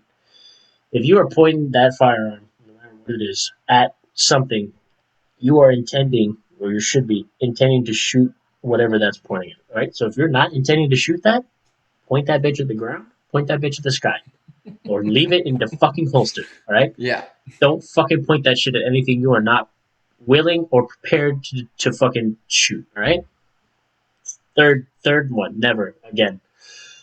Never, or what is it? Treat, never, keep, or whatever. Yeah, keep. Sorry, third one's keep. I've had a couple of beers. Thoughts are getting all mumble jumble. Aren't you a Marine or something? Yeah, some shit Jesus. like that. So treat, never, keep. Have you ever Keep. handled a freaking firearm? Alcohol right now is saying no. So the third one is keep. Right, keep. It's fucking keep your finger straight and off the trigger until you're ready to fire. Right, do not have your goddamn finger anywhere near the fucking trigger until you're ready to pull. All right, that trigger, right? And treat never. See, this is what I'm getting fucking fucked up on. Treat never, keep, and then it's like I have to look it up because I'm getting all fucking flustered. Um, fucking alcohol and nicotine, boys. Be careful, kids. Don't blame it on the nicotine. I mean, Hugo should be roasting you right now. he should. Or Slump should be roasting you. One of the two. Somebody, they're going to in a second. Just wait for it. How do I damn see it. followers? Do I get to see followers? Yeah, there it is. And then how the fuck did I forget this one? One of the most important ones. So there's no reason for you to be walking around with that bitch with that bitch on fucking fire, ready to go. All right, that's how accident happened. Okay. Now So this is so it's a funny video and it's hilarious, but at the same time it shows you all of the weapon safety rules that were not followed. So one of my favorite vines ever. Cut him off. He's had too much to drink. I've had 2 beers. I'm a lightweight now. Sorry, Wolverine. Um, It's a funny line. It was this country as the two country as kids. You guys probably seen it. But like, he's talking about. I think he's actually talking about fucking weapon safety, and his buddy's walking around the background, and fucking slips in a ditch, and fucking fires his weapon, like the rifle off into the sky, and the dude goes, "God damn it, Clyde! I told you to." Oh, I've seen that one. Yeah, he says, "God damn it, Clyde! Get in the truck." All right, it's one of my favorite fucking vines ever. But that dude literally did not follow any of the weapon safety rules. So like, keep up, my dude. Thanks, Ego. So the sixth one, which hasn't been written down, but we do always say when we go to the range. They always say it. They're always like, all right, what are your 5 weapon safety rules? And we rattle them off better than I did because we're sober. Um, but they always say the Is the sixth. sixth one don't fire a gun while you're drunk? That should be the seventh. That should be the seventh one. Talk to Dick Cheney about that one. Yeah, RP that guy's face. The sixth one is know your target, what lies behind it. Okay, so one of the most disturbing and disappointing videos I've seen in recent times is there was a high speed chase. I think it was in Florida. Some guy had hijacked a UPS truck. It was a UPS delivery van.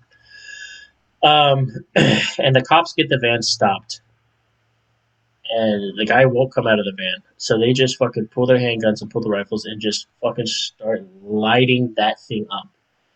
But it's in the middle of a fucking freeway. So the delivery UPS delivery truck is stopped in the middle lane of the highway of the interstate, and there is at least one, two, three, four, like 5 or 6 civilian cars around this thing, and the cops have circled the fucking UPS truck.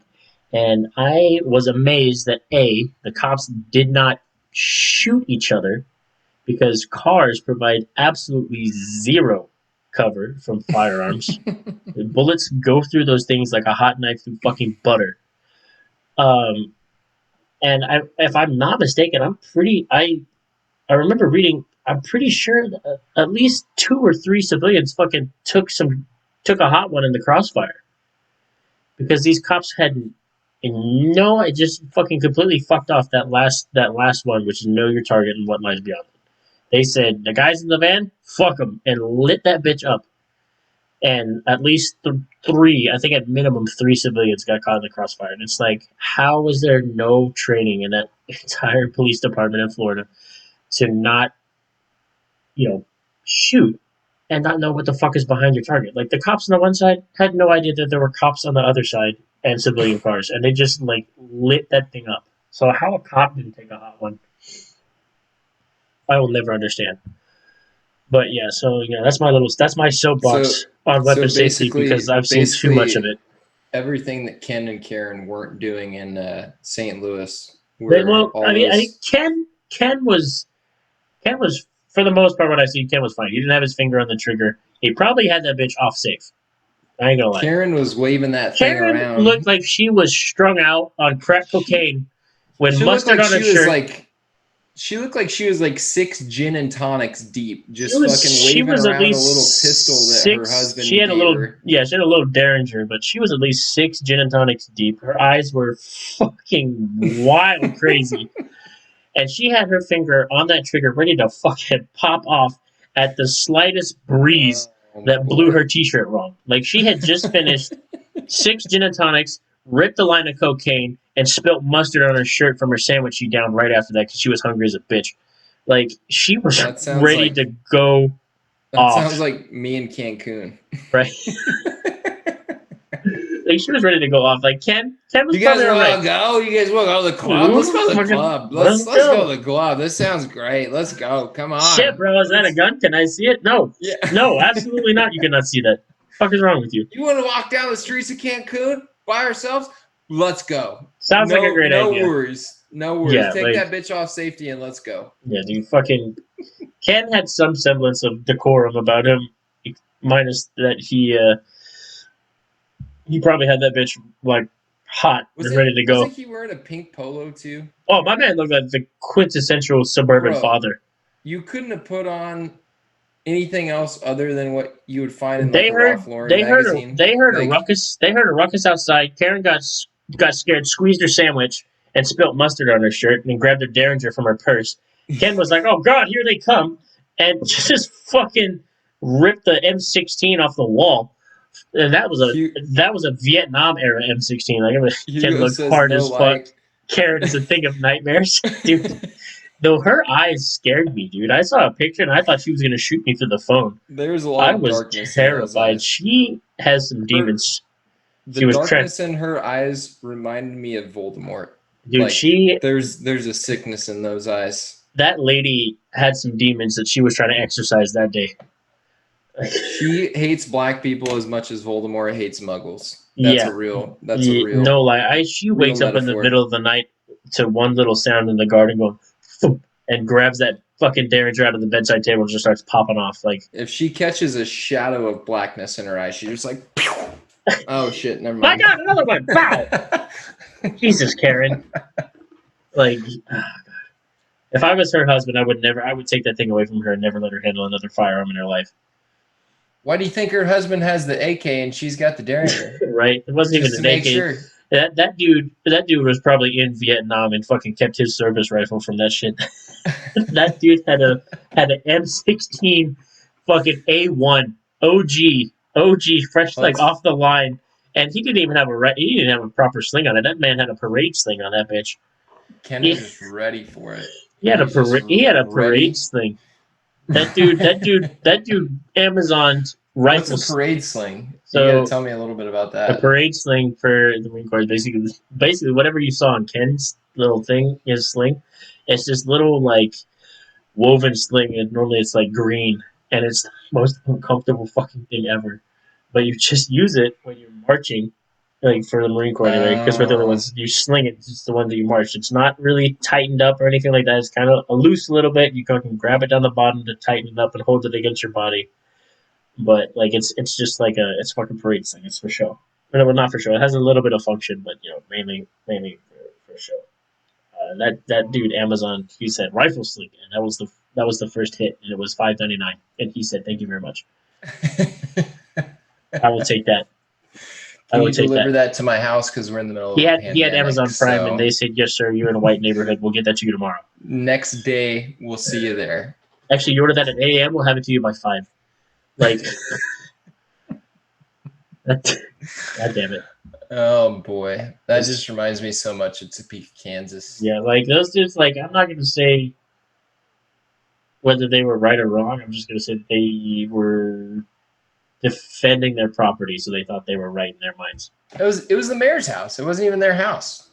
These fools just showed up to the mayor's house. No, they marched. Yeah, the marchers were marching to the mayor's house to basically show up and call for her resignation. And fucking Ken and Karen somehow found out about it and walked to the mayor's house to stand outside of the mayor's house with weapons to quote unquote protect her. See, this is why you can't believe everything that media says to you, because I thought that was their house. That's what the media said. No. That's not their property. That's not their house. So they were also trespassing. Yes. With firearms, by the way. Yeah. So now they're more in the wrong. The fucking protesters that were just going to stand outside. In the first place. They were just going to stand outside and be like, "Hey, maybe resign. Go ahead and here's the paper. Sign it." And Ken and Cam were like, "Back the fuck off, man." Nope. This is our mayor, bro. This is our mayor, and doesn't matter if 100 of them charged them. They're fucked because they get Ken on the ground and they get that assault rifle. They're fucked. Oh, don't get me started. Ken's done, and Karen and that little fucking. Don't fucking call bullshit she had out there is fucked. There you go, Chad. There's a little insight into my life. Because a pet peeve of mine. Do not call a rifle an assault rifle. It doesn't fucking exist. No, it doesn't. And I'm fucking gun illiterate because I've shot assault rifles are not a thing. It's a rifle, and from that point you have either semi-automatic or automatic. Or if you're lucky enough, some rifles have select fire, where you can pick fucking single or burst or fully automatic. My dog is at Hugo's house right now, just because it works out better logistically for our plans tomorrow. And I was in Topeka last night. And Hugo says, Poor Alex, your Charles. voice is confusing the heck out of Charles right now. Poor Charles. Charles is probably like, He's Dad, like, Dad, I hear you, Dad. I Where are hear you, you. Dad? Why aren't you in the room? Why the fuck didn't you come get me tonight?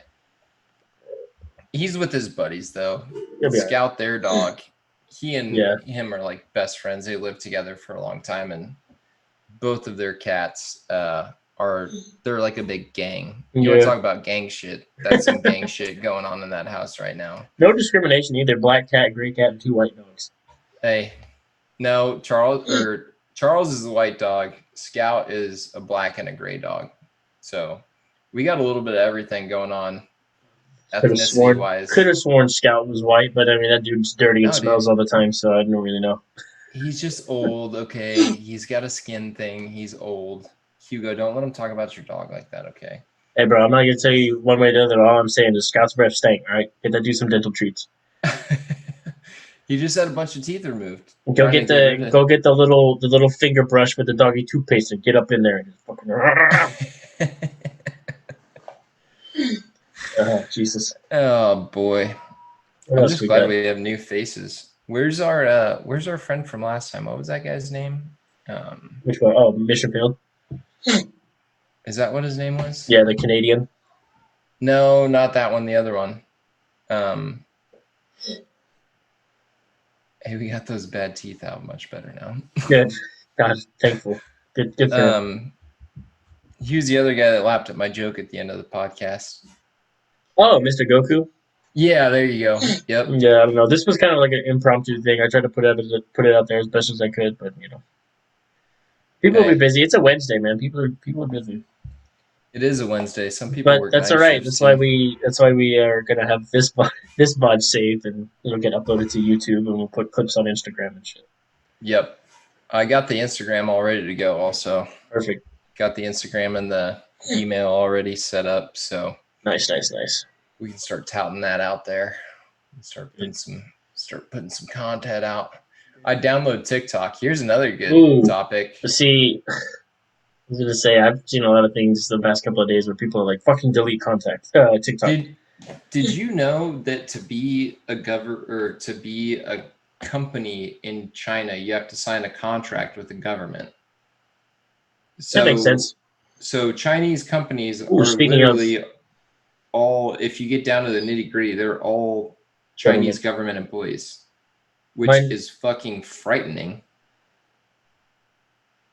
China cannot be trusted. They're literally the worst fucking people when it comes to. That's why we won't let God damn it, Hugo. Why that spell bad after all this? Go take a shower, you fucking nasty. Mijo, we need to talk about this in person, okay? This is not. Don't put yourself on blast like that, cuz. Mijo, we can't talk about your nuts on the podcast, okay? If they smell bad, we got to get you like some deodorant or something. I have to fucking edit this part out. He's literally sitting at home right now because Mary's at band practice. So I guarantee you, bored as shit. He should really be here. Hugo, just come over, dude. Come over and hop on the podcast with me. Send me a text. Yeah, goddamn. So anyway, getting back to the real, so if you want to be a company in China, you got to like sign a government contract. That's crazy. So TikTok basically farms all their data out to the Chinese government, which is super fucking sketchy. Yeah, so I don't know why you just downloaded TikTok. No, I'm not saying I downloaded TikTok at all. Oh, okay. I thought that's what you said. You said you had TikTok. Download TikTok. No. Oh, this yeah, podcast has no business being on Chinese government servers. Well, I'm really glad that I have refused to get a TikTok. Dude. That's mainly just because I find it super cringy. Sidebar, I've had a fucking eyelash in my eye all goddamn day, and I can't fucking get it, dude. It's pissing me off so bad. You know they invented things called mirrors. Yeah. Oh, you think I haven't been in one? You motherfucker. I've been looking at mirrors all fucking day, and I have ginger eyes. So the second I start messing with my eyes, not only do they get like this, but they get so red. I'm trying to fucking find it, and it's driving me fucking crazy. My guy, all you gotta do is fill a bowl of water and open your eye underneath it, and it'll No, flush it right but out. here's the thing: is it's not an eyelash that's in my eye. It's like an eyelash So it's that's still like connected, and it's just poking you in the eye. it's still connected, but it's like folded down. Oh, you gotta rip that bitch out. And I've been trying, dude. I've You been want a pair of trying. tweezers? Get some And tweezers. right now, I've been in fucking Topeka all day. You think the fucking Topeka window office has see I can see it right now. I can see it. It's horrible. There's a You fucking think the dollar Topeka store. office has just tweezers laying around? It's horrible. I know Topeka's got Whoever a replies Walmart. with a baby crying. Yeah, the baby rage emote. Hugo, your China nuts aren't also normal. China also just passed a bunch of fucking laws for Hong Kong, anti-collusion with foreign powers, anti like terrorist stuff, all due to the protests that they've been having over there. Are you saying that because he's Mexican, Wolverine? No, he's talking about Which you and one? your fucking eyelashes. I know. Yeah, no, China just passed a bunch of laws like trying to govern and what's happening in Hong Kong. What the fuck's Yeah, happening in Hong Kong? well, it's the same Is shit. there like a revolt or something? They've been revolting. You hear about this? All the protests that have been happening in Hong Kong for like months. No, It dude. started I'm at the end of alerted, I guess. the end of last year because um, like Hong Kong was on the verge of losing its autonomy and being reabsorbed by China, and the people of Hong Kong are like, no, let's no, we don't want that at all. Like we're good. We got a nice little democracy going here. Let's not. I thought He you were was just talking talking about about my my no no-nos. nos. They were like, yeah, let's not do that. Yeah, they've been protesting for months. Good When for them. China just was passing laws that were saying like they can't talk to foreign powers, so like the Hong Kong people can't talk to the U.S. to try and get help because they were the people in Hong Kong in the streets protesting were fucking like waving American flags and stuff because they were like America's been the symbol of freedom for like the longest time. That is Yeah. rapidly declining. Um, Well, if we get into another civil war, which is where we're headed right now, right. unfortunately, Yeah, they just passed a that'll bunch of be laws basically to govern and restrict what the protesters can and can't do and say. So it's going to be interesting to see how they deal with these new laws and what they do to like I don't want to say get around them, but adapt their protests to still be effective, but fall in line with what those laws are. Say, okay, fuck. what the Um, propaganda is. yeah, but one of the big, I did hear one of the big um, protest groups or whatever. Those laws came out and they folded, they disbanded. They're like, I guess how they run shit. They were like, we can't do what we want to do given these laws. We'll all go to jail. So disbanded. I did just see that the Seattle mayor disbanded the Chaz group today. Oh yeah, I kind They're of saw done. something about that. They were like, yeah, they were gonna push the police in there and retake that area. They did, and now they're planning on taking over another precinct. Yeah, I mean, go ahead. All you're gonna do now with the Seattle city government is just gonna chase this group around the city.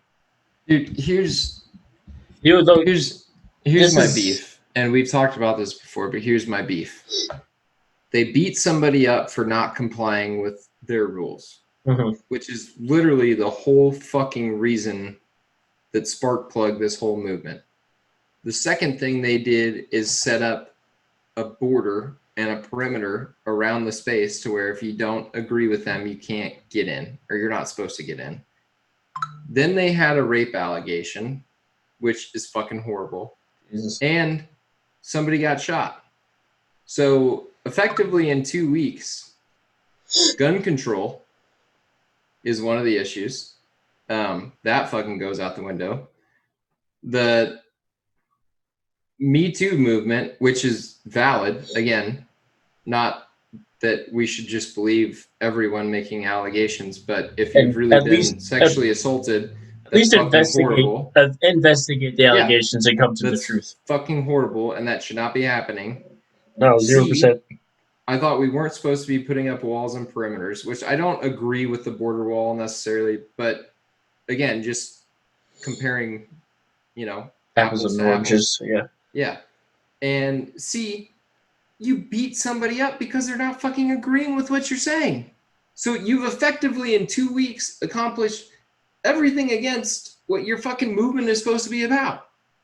Like, You guys just are we in a fucking cartoon right now? Simulation? congratulations! You played yourself. The Matrix is falling apart, Simulation's collapsing, bro. One by bro. one How every about I day. don't know if you saw this, but there was a violin vigil going on in was it Oh, dude. Colorado? I wanted to talk about that and I completely forgot about it until you just So brought that yeah, up. I guess For that Elijah. Elijah McClain, Yeah. he got I guess murdered by the police Have for you listened to that police body cam footage? not on Elijah McCain. No, I just saw that they were out there Dude, having the violin vigil in the park. There was families, children, dogs. Everybody was there just supporting the violin vigil. Very peaceful.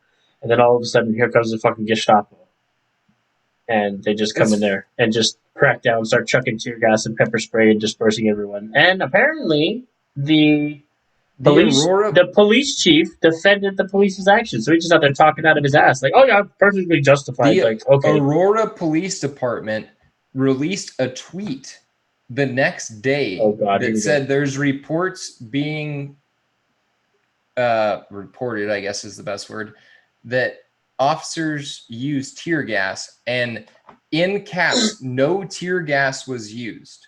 These are false allegations. Somebody re-quoted that tweet who was Mm-hmm. there with a fucking video of a police officer throwing tear gas into the fucking crowd.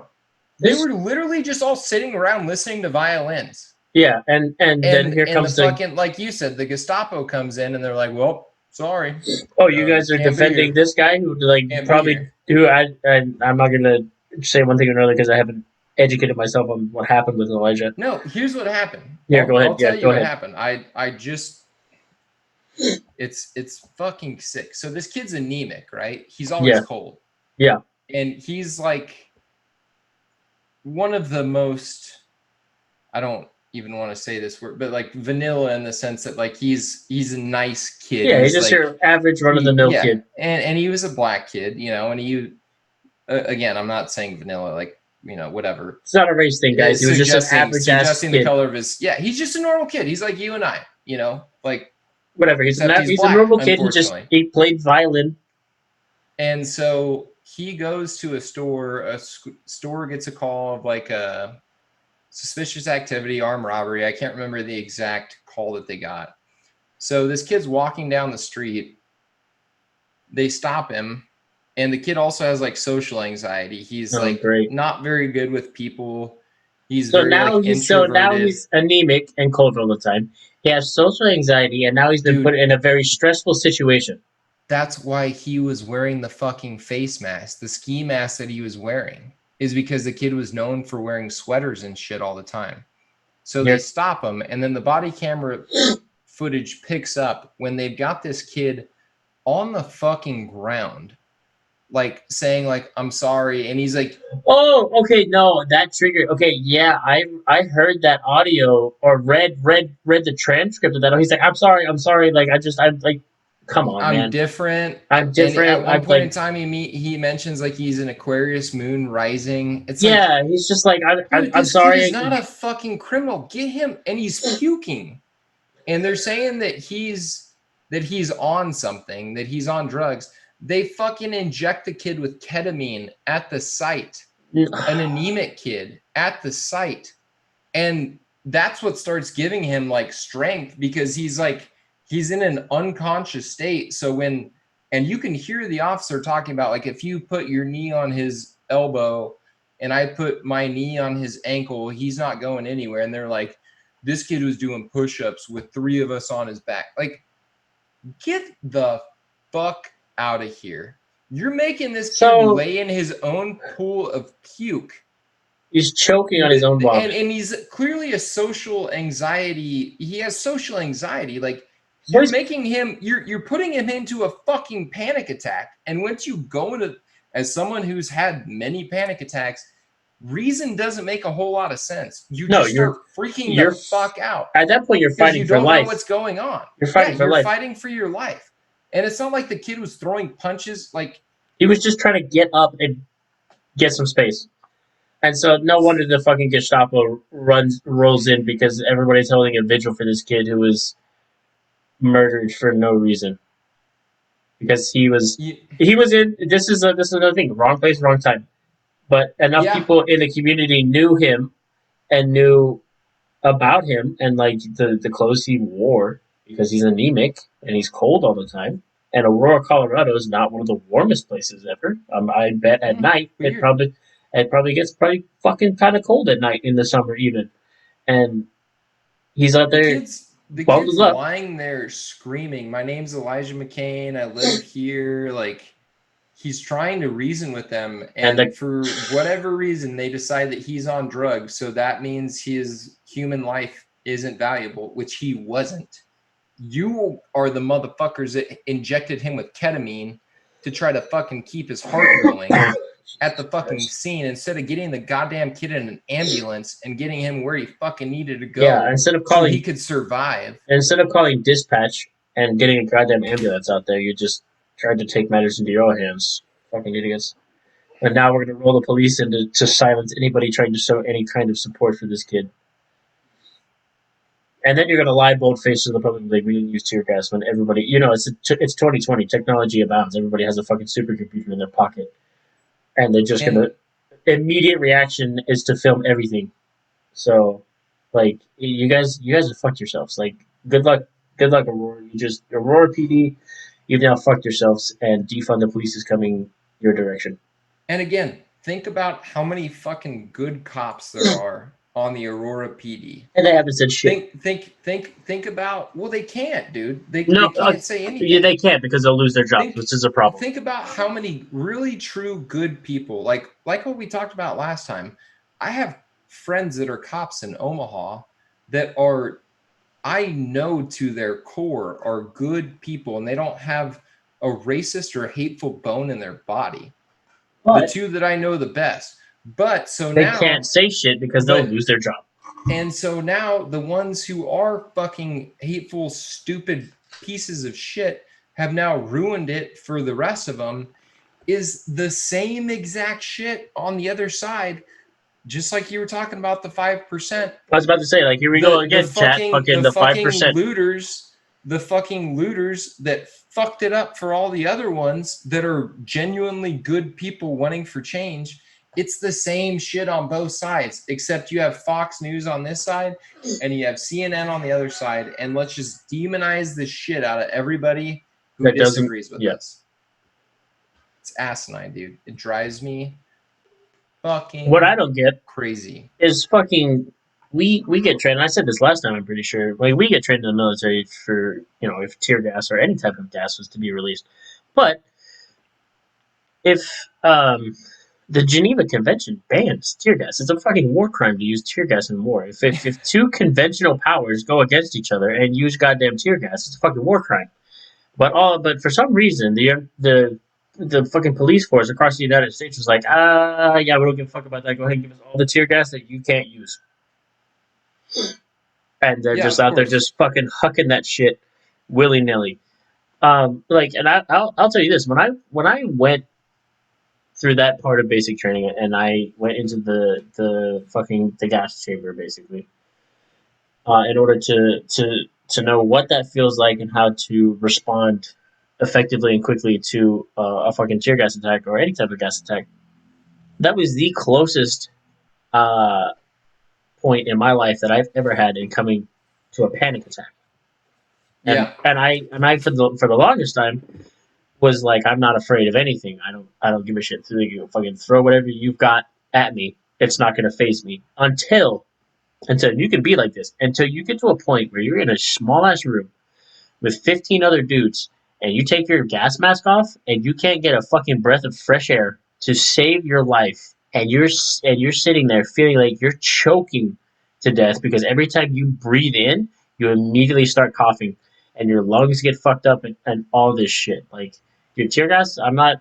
tear gas is no joke. Like, and there's been plenty of studies put out that like if you spend an extended period of time in tear gas, you will have you'll start hallucinating. It does permanent and irreparable damage to your respiratory system because how tear gas operates is it's not a gas; it's crystalline pellets that are catalyzed by um, a small explosion or fire. So when you chuck a tear gas canister, pull the pin and let it go, it goes, and that's the small explosion that starts the fire in the canister that then burns the crystals that are in there. And it doesn't burn them all the way down, so it burns them enough to where they become a semi gaseous state. And as you breathe that in, how this stuff was invented and developed is those crystalline particles adhere themselves to liquid.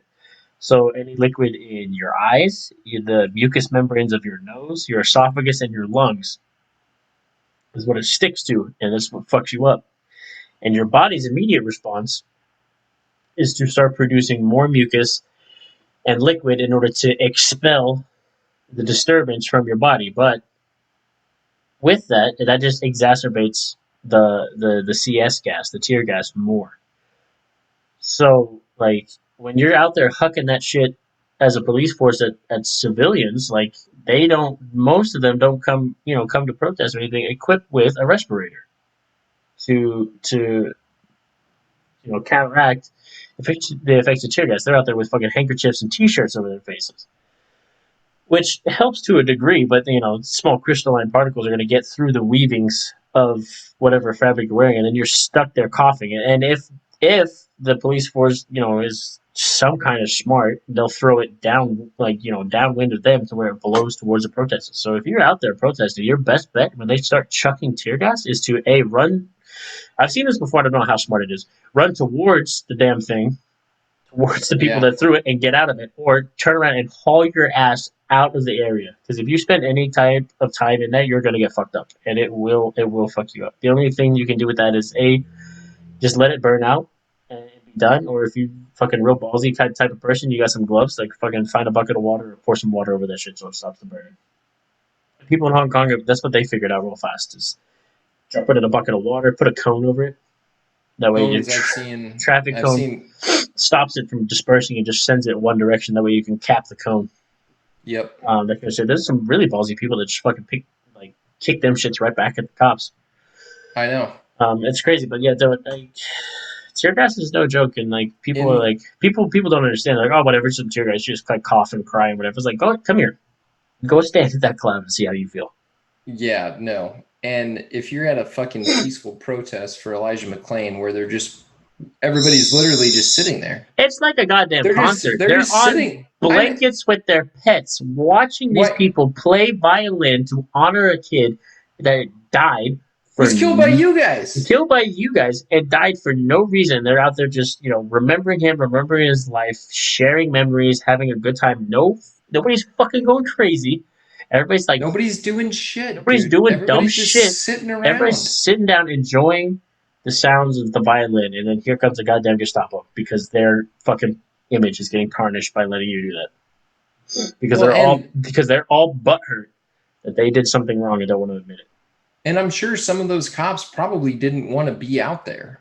Yeah. Like they didn't want to be doing this shit, but the dudes at the top who are sitting in their fucking offices Said go ahead and go ordering these people, we got to take care of this. We got to fucking do something about this because we can't have this going public. We don't need this. another Minneapolis on our hands here. Well, good fucking job, Aurora, because now you've got Minneapolis on your hands. Yeah, and you should. Yeah, you done fucked yourself. And you completely deserve it. And you deserve it for sure, 100%. Why couldn't you send cops out there to sit with the people on the fucking blankets? Yeah, why couldn't you? You're telling me nobody in your police force plays the violin? Yeah, not a single person in your police force plays the violin, or can at least go and just stand up enjoys there with those guys, any type of fucking music at all, or talk on the microphone and say, "Look, we realize what happened was a horrible misjustice." Like, just you can do a public relations stunt, and I call it a stunt because that's what it would have been. But like you could just send regular ass uniformed officers out there to interact with the public because you have a giant ass budget and society asked you to do things that are not in your job description, like be fucking what am I looking for? Just public relations and humanitarian and fucking like a bunch of shit that's not your job basically.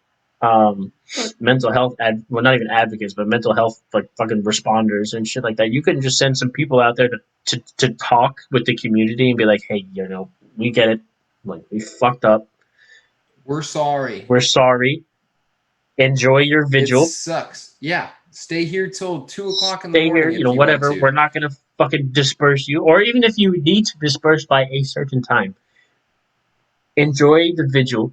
We're sorry. Be gone by, clear out by such and such time. And what the fuck are those people hurting out But there? no, Even if they still even if they stay till 2 a.m. and you just have cops there just making sure nothing that gets out of hand. everything's going okay. God forbid we go past the curfew because we're playing violins in the fucking park.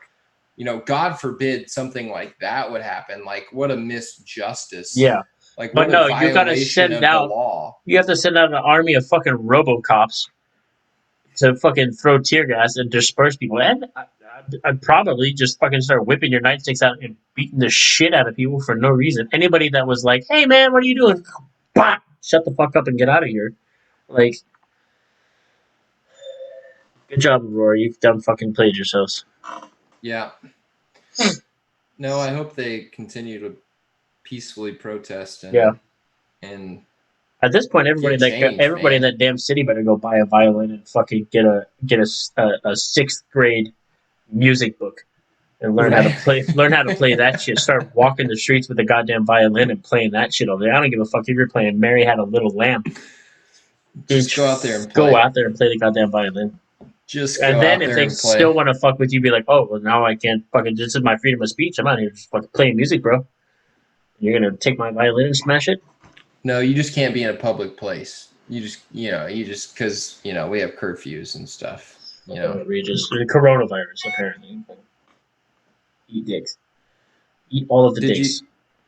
Did you see that Vanilla Ice is going to be performing in Texas, where thousands of cases, I'm 3 beers deep now. Thousands of cases of corona are surging.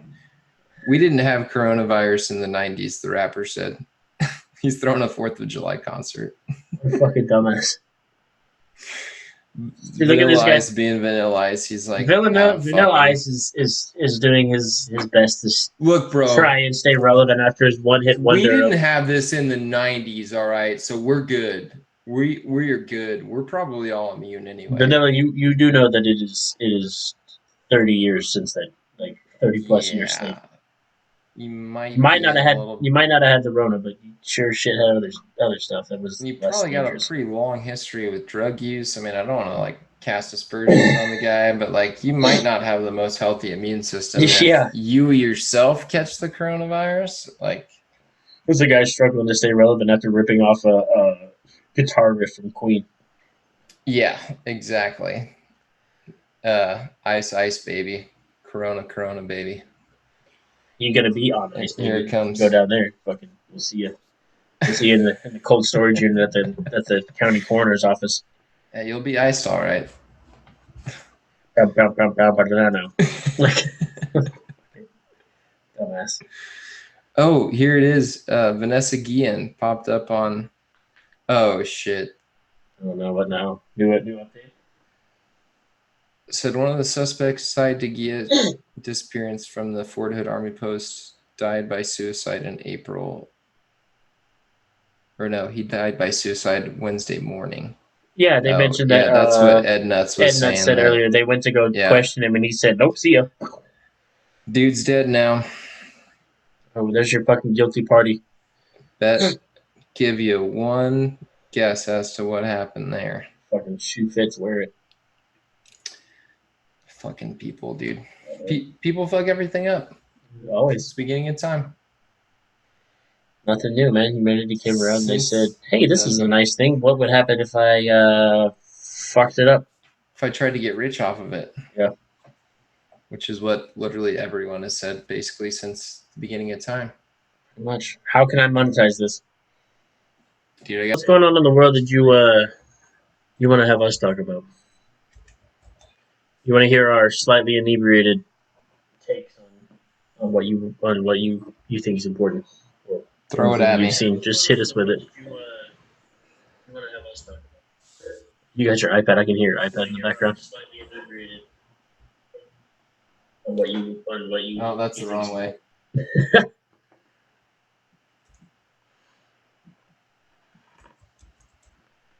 I'm trying to create a Twitch account so I can communicate with the people. I could. Well, let me see. So I can talk to the people. I need to send you the login for the podcast.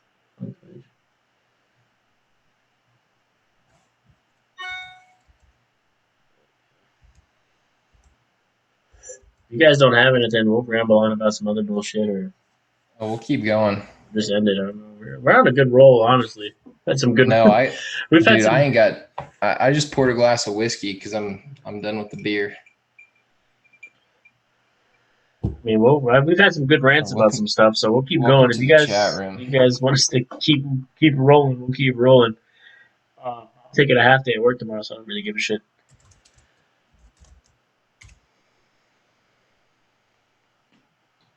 What in the world's going Big on Al, with this thing? 11:30, 8:09. Yeah, that's me. It's not showing me the chat right now for some reason. Oh, I think it's It's because I because just logged you in. just Yeah. so you won't see all the previous messages. If you don't hit that follow button, I'm gonna be pissed. Better click that heart. There you go. Oh, Ed Nuts says I missed so much. Oh well, lucky for you, Ed Nuts. We actually have this VOD set up to record, so we'll put it on YouTube soon, and you can go back and catch up on all the things that you missed. What, Ed Nuts? What do you want us to talk about? Give us. Yeah, something you got here. some good stuff. You seem pretty kept up with the times. She's cultured. She's Very cultured. cultured individual. What do you want to hear to millennials that are slightly inebriated give their takes on? I barely slide in. I've got a good topic. Yeah, I wouldn't say barely slide in. Like I barely slide in because I'm like my birth year is like right at the tail end. Like I'm 94, so like 94, 95 is the very ass end of millennials. No, that's not true. No, it is 100%. I've looked it up multiple times because I get in arguments with people about this all the time. Siri, what age range are millennials? Some people say that like 96 is like what I found from dictionary.com. From the early 90s to the early 2000s. That's not true. There's no way. Yes. Because I'm a millennial and I'm 89. Yeah. So you can't slide in on the back end when you're middle to early 90s and I'm late 90s. So this guy, millennials were born between, see right here, Gen Y or millennials were born between 1980 and 94. They're currently between 26 to 40 years old. Oh, you're saying you slide in at the other end. Yeah, I'm saying I'm at the ass end. I'm at the ass end of millennials. Bourbon. You're at the top end. You know anything about IRADs? IRADs? What the fuck is an IRAD? I've never seen the word IRAD before in my life. Unless that's like it is Iraqs? Is that an Apple thing? IRAD? Is that their new app for the rad kids? I mean, I'm pretty rad. I mean, I don't have an Apple phone, but I feel like I'm kind of rad. IRAD. I mean, I'm gonna be rad enough to get the remastered Tony Hawk game. Alex slides in at 40 years old.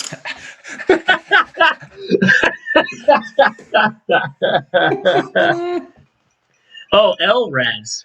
LRADs. What the fuck I is an LRAD? still don't know what the fucking LRAD is. I still want to go with the IRAD because. Hey, Apple, I know you're listening somewhere out there in the internet space. Get on this. Also credit us /EdNuts. Completely. Well, I'll look up LRAD in a second. We'll talk about that. But you want to know a huge pet peeve of mine? Give it to me. Huge pet peeve of mine. When people ask dogs or kids, what doing? I'm like, fucking stop. That's not You can say, "What are you doing?" Like, let's not talk to babies like Oh, they're babies. I looked this up. Okay, I looked this up. It was LRADs are long range acoustic device, and it's a hailing device slash sonic weapon developed by LRAD Corporation to send messages and warning tones over long distances or at higher volume than normal speakers. Ednuts, how much of the day do you spend on these rabbit holes? I Like really want where? to know that. We're That's gonna have to bring the you in. Maybe she could be our first guest. guest on the First guest. podcast. This is going to be a wildly interesting podcast. We're Yes, scheduling it. What are you doing Sunday? being used at protests. How are I they using mean, them at protests? so the What? so is it the So protesters using LRADs to get their message across large spaces rather than using a bullhorn, or is it on the other end? LRAD weapon. Long range acoustic device is an acoustic hailing All night, device. perfect. We'll Uh, see you. We'll see you Sunday for episode 2. broadcast messages in pain-inducing deterrent tones over long distances. Oh, No, so I so the think police are using them to send like sonic pulses at the protesters to disperse them. so. This is like some like That's bird. This is like some bird box type shit. Yeah, and there was another like fucking like superhero show or some shit that what fucking show was I watching where they had one of those in there? Oh no, it wasn't even a superhero show. It was fucking Brooklyn Nine-Nine. Quality TV programming. If Quality TV you haven't seen program. Brooklyn Nine-Nine, do yourself a favor and go watch that. Andy Um, Samberg. yeah, no, there was a scene where oh god, what's her name? You guys are gonna fucking crucify me for this. Uh, the Hispanic chick. God damn it, her name escapes me right now. What is her name? She's having some beef with Charles, and they're at a training thing, and she just fucking points that shit at him and cranks it to max, and Charles is just on the ground like, my ears. It's Have you not seen hilarious. the videos of weird ass rocket sounds at night and the fireworks or Fireworks, wheezing, wheezing, crying crying sounds sounds. in Brian? Ryan. No, I haven't seen anything on this. What do you do with Are you your talking day? about? Are you talking about Brian like where A&M is, like College Station? Brian sounds like it's a small ass town out in fucking Wyoming that nobody's ever heard of. I'm pretty sure Bryan, Texas. Oh, Bryan, Texas screaming. Oh, it's in Bezos County. Yeah, right next to College Station. Fucking Colt. A&M. Those dudes are weird. Bad news. They practice cheering at A&M. They have yell practices on fucking Friday nights before Saturday football games, where they like practice their own little chants, like because when we say woo wee gig 'em, that's gonna mean fuck Texas or whatever the fuck they're saying. Colt. Sounds like a whole bunch of people I don't want to be friends with. If you're a Texas fan, you call A&M, College Station, Bryan, the Colt. And that said, shut up. Hook 'em, goddamn horns, because not here in Austin, there in Austin, we ain't got none of that bullshit going on. Because you know what? Texas. Okay, Brian. Right here, chat. You see this right behind me up here on the wall? Woo pig. All right. I'm gonna see nothing in the chat but WPS. Aren't you supposed to say Suey pig or something? No, it's Woo pig suey. Woo pig suey. Oh, it's fuck the pig. Okay, but this isn't Deliverance, all right? I see nothing in the chat but hashtag Woo pig suey. All right. Bryan, Texas screaming. Conspiracy theory. Strange screams heard in the skies of Texas. So what the fuck are they doing with that shit? They're just fucking trying to freak out the public. If you want me, I can pull it up on Google on my computer. Okay, that's perfect. Just Google search Bryan, Texas screaming. Okay. Listen to this. There's a sound screaming. It's like a. Jesus Christ! It's so freaking loud, and it's coming from up in the air, like up there. Here you go. Go ahead and pause that. What's going on? Daniel Robb, resident of Bryan, Texas, recorded bizarre screams coming from the skies during a thunderstorm last week. No, it's just thunder, bro. God's just crying. Yeah, I wouldn't be surprised.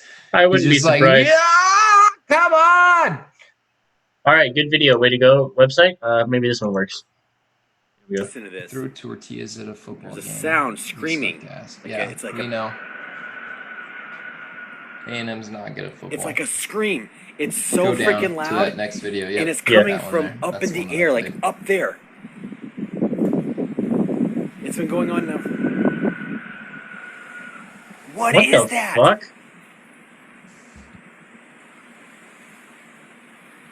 I swear I saw like this thing when the lightning was flashing a second ago. What the fuck? Dude, that's coming from like up can't in hear the anything on sky the stream, outside by of the my way. apartment. It's delayed. Hold on. Okay.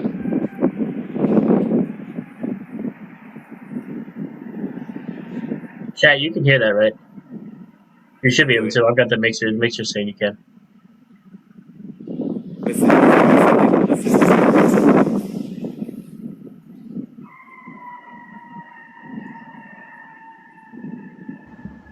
What is that?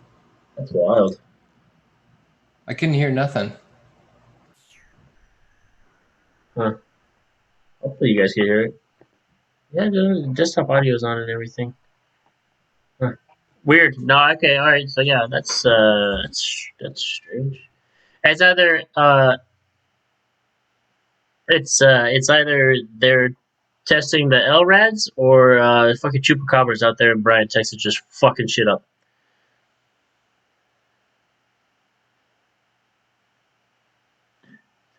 Claiming it was from a pressure release valve on campus, but usually when they test them, they didn't notify students. So I was like, yeah, that absolutely not. That was in no way, shape, or form was that a fucking pressure release valve. I've never heard a pressure release valve sound like a woman screaming in my life.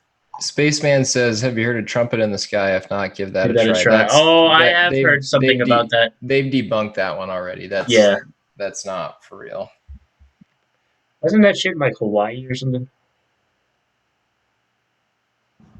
No, it was something I can't remember. It was like exactly. This guy like dubbed like Game of Thrones music or something like that over a video, and it sounds like in Revelations it says, "Oh yeah, trumpet in the sky." Trumpet in the sky. And, somebody throw some religion stuff at us. Oh God, no! I mean yes, but also no, because that could be a whole podcast by itself.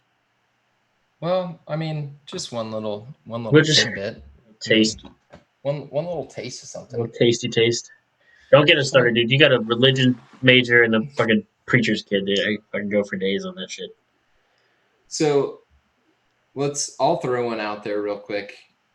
As a preacher's kid, I'm gonna throw this question out to you because we could probably talk about this for hours. But for sure, towards probably the end of, I mean, like I said, I don't got shit to do tomorrow. So this. I'm taking a half day, but as far as I'm concerned, we're coming up on 2.25 hours. So this is a question my atheist friends ask me all the time because I do have a lot of atheist friends. Probably more like pragmatists, but don't believe in God. Yeah, I mean, disclaimer right now in my life, I'm more agnostic than anything else. Is religion a cult or okay? That's a good question, but good question. That's going to kind of circle back around to the question I'm about to ask you, Ben. Mm-hmm. If there's an ultimate creator, and he's got our names written on the lot, and he's omnipotent, all-knowing, knows everything that's going to happen, right? Yeah. Why in the world would a 4-year-old get cancer and die? See, yeah, that's a good question that always poses the. Because I've heard this before, and I don't know how much I agree with this statement, but I've heard people say that it could be used like if a 4-year-old, for instance, gets cancer and dies, it could be used as a test to test that family's faith in God, which you could play off of that and say, the book of Job in the Old Testament, the devil came to God in that book and was like, hey yo, let me fuck with Job for a little bit, and God was like, yeah, sure, we'll test his faith, and then all this horrible shit happened to Job. Hold on 1 second. Oh fuck, I'm muted. Oh no, I'm not. No, yeah, you're good. Sorry. All this horrible shit happens at the entirety of the book of Job, and Job, remained faithful to God the entire time. But on the flip side of that, religion preaches that God is all loving. So you can look at that and So go, if let God me is put all, it. if God is all loving, why would He test a family's faith in Him by giving their small child cancer and taking that child away from Him? So I mean, So you yeah, have so both sides of that right there. So to then, play devil's advocate, so Ben, you're telling me that the God that creates the universe, that has everything written in stone before all of us are ever created, he feels the need to take a 4-year-old's life from a family, just in the name of a test. Doesn't that seem pretty horrific? I mean, and I mean, I me personally, I would I- inclined to be agree with that. And yes, that it's horrific. Like if you if you believe wholeheartedly that the God that you believe in is all loving, then why on earth would He take a 4-year-old away from one of the a most family innocent, for no reason? precious things on Precious earth, lives. right? I With mean, innocent child, he has at this point he has a very rudimentary concept of what's right and wrong based on what his parents have taught him. Honestly, because at that point you inherently don't really know what's right and what's wrong. That's the thing. and That's the thing that society teaches you. And wouldn't you be able to say that Jesus himself, when the disciples are all sitting around saying, who of us, I'm putting this into context, but Yeah, who of us paraphrase. are the best disciple? Like, Yeah, we're all your followers, yeah, but it's a very human concept. Like, if I was sitting on a team of all-star baseball players and I was an all-star baseball player, we look at would the get into the coach. context of, all right, well, who's the best? Who's the best of us? Like, and that's basically what the disciples are doing. And Jesus picks up a child and he says, if any of you guys want to get into heaven, you need to be like this child, right? Yeah, And that's in the and that Bible. goes That's what he along. That does. goes along with And like. I'll go ahead and finish. I'll cue in here in a and minute. so why would he take that child and forsake that child in the name of a test, or in the name of testing a family's faith? And again, I'm playing the devil's advocate. Yeah, I think I have a very human concept of why this happens, but I just wanted to get your take on it before I go yeah. in.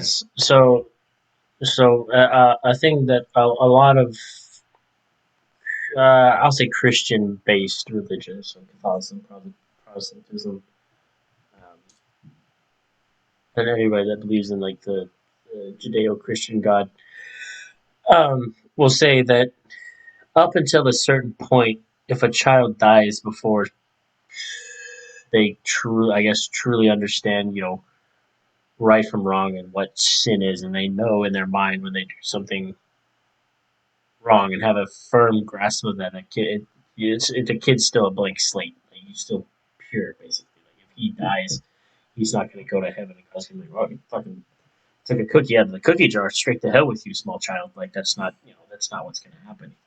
It's a child at that point. Its innocence is the overwhelming factor that would, God's going to come here, child.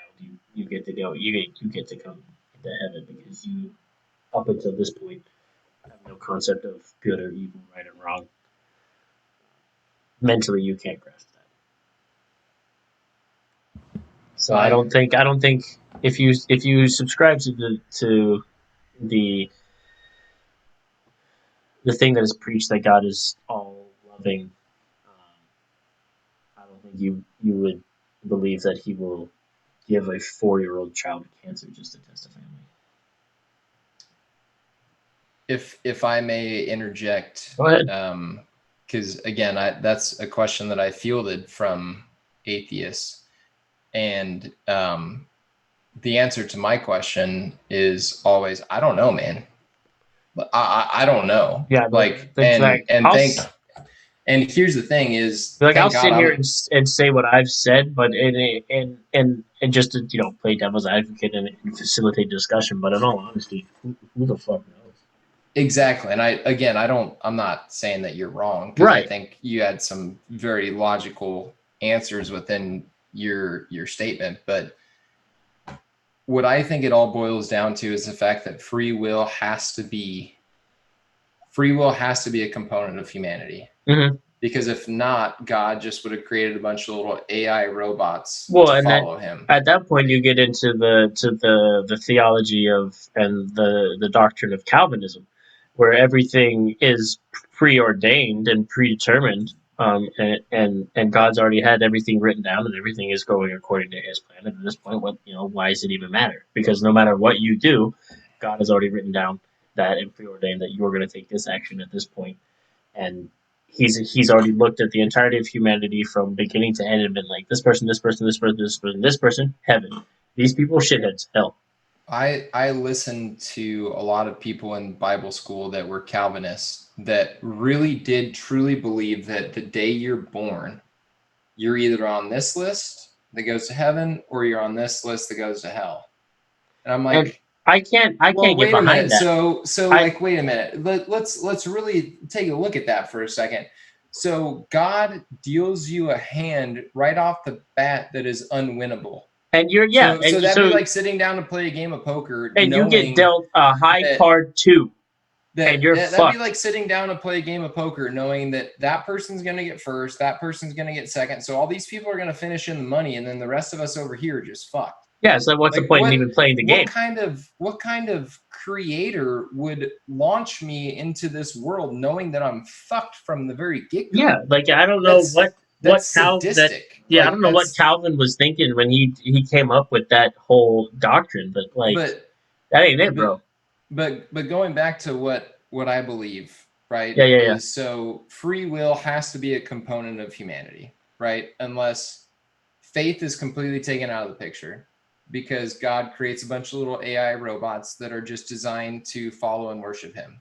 Mm-hmm. And that's not what he's at because again, that takes faith, love, all Yeah. of that out of the Just equation, just knowing that these people over here are in and these people over here are out. yeah, and if you want to And I go on also that route, then you just look at it and God goes and you just say, well, God's a giant fucking narcissist, and all he wanted was a bunch of people to worship him.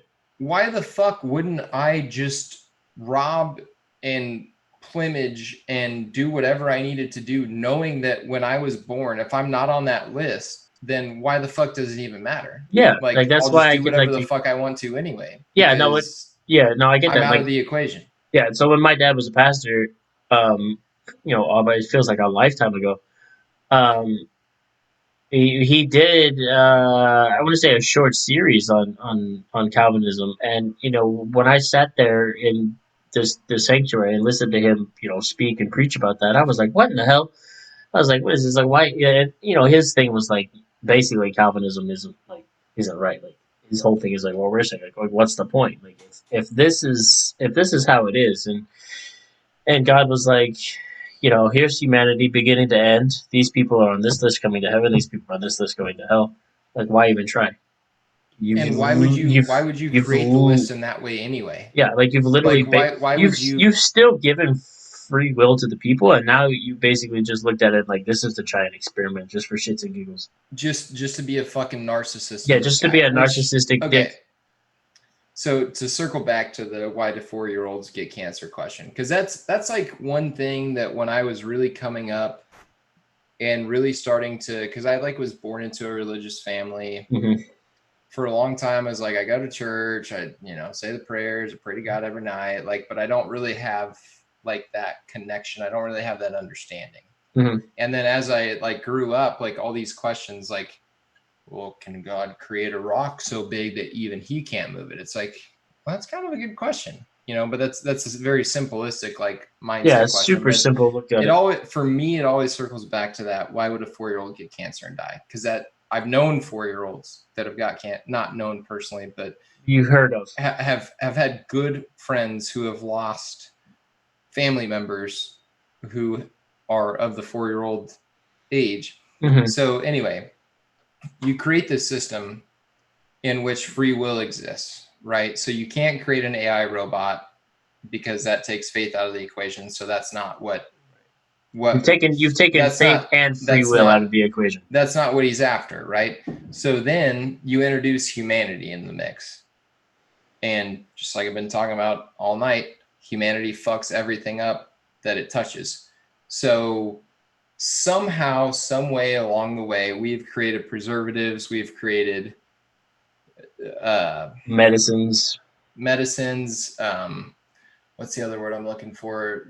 Pesticides, other things that are not natural to us, but we claim that are natural to us. And again, I would never sit and tell a 4-year-old's family who just died, like, well, man fucked it up, and that's why you lost The your reason child. your 4-year-old has cancer is because we spray pesticides on our food. The end of this conversation exists in the fact that in a system that has free will, the omnipotent, all-knowing being simply cannot predict everything that will happen on a day-to-day basis. Therefore, because he does not know, he can't know. You can't have omnipotent and free will exist in the same realm. Those two don't work together. You can't have those two work together. So I think when God created humanity, he got into a situation where he said, well, I don't want to create a bunch of little robots. Why? Okay. I'll take why this. in the world, if you created a perfect humanity, right? If you created a perfect humanity and God's perfect, right? And he made us in his image. So, i.e., we should be perfect, but we're not. Introduce free will. Mm-hmm. So to a certain degree, he cannot predict what's going to happen tomorrow because free will exists. Like you can't have the two working together. Ben, why in the world? I get it to a why point in the that world? And I think he can influence. I think he can absolutely influence and help and try and control and be omnipotent to the degree that he can influence certain things. But when you introduce our society that has been so influenced by man over time, it all comes down to the free will aspect. Yeah, because that'd be like me saying, Ben, listen, I got $1 million, idea. And in a year, as long as you do exactly what I say, we'll make $1 million, right? Yeah. I want $1 million. You want $1 million. And at the end of the year, as long as you do exactly what I say, we'll make $1 million. Right. But I can't control you. I can't dictate your day-to-day actions. Yeah. Right. I can't have the ability to foresee what you're going to do tomorrow and the next day and the next day and the next day. I can offer you all of the joys and the rewards as possible, but at the end of the day, I can't dictate your options. Yeah. So if on day 3 I say, look, man, listen, all you got to do, and again, I'm just going to throw out a scenario. All you got to do, Ben, is not cheat on your wife. And like day 3, exactly. Day 3, you're like, oh, dude, that's easy. That's easy. Like I throw a temptation at you and you're like, hey, not only do I love my wife, but I got $1 million waiting for me if I don't cheat on my wife. So day 3, like that comes and goes and you're good. Yeah. And then day 4, somebody's like, and I said to you, hey, all you got to do is not do drugs either. And then day 4, somebody comes to you and they're like, hey, you want a little heroin? And you're like, fucking heroin's terrible. Like, no, I'm not in that. That's an easy one for me to pass up. But then day 6, I don't know. One of the rules is you don't like apples, and you just really fucking love apples. Yeah. Dude. Like you're just like apples are a part of your day-to-day diet. Like you just love them, I've been trying right? to keep the doctor away, right? Yeah, apple a day, right?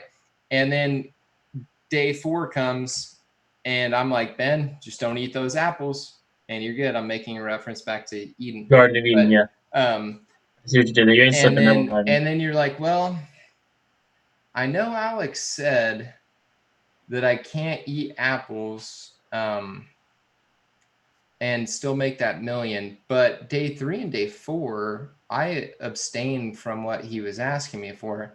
I bet I could eat an apple and Alex wouldn't find out. And so, you know what? I really fucking like apples. So I'm gonna chow down this apple. But I'm not, but I'm omniscient. I'm all knowing. So in that sense, I know what you're doing. So I'm still omniscient. I'm still all knowing.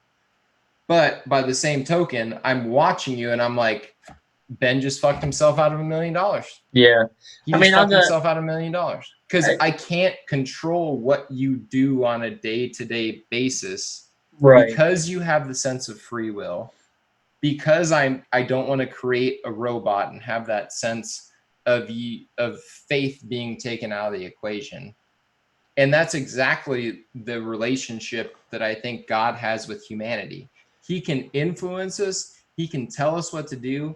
He can have and it fucking sucks that the shit that happens in our day-to-day lives happens. Right.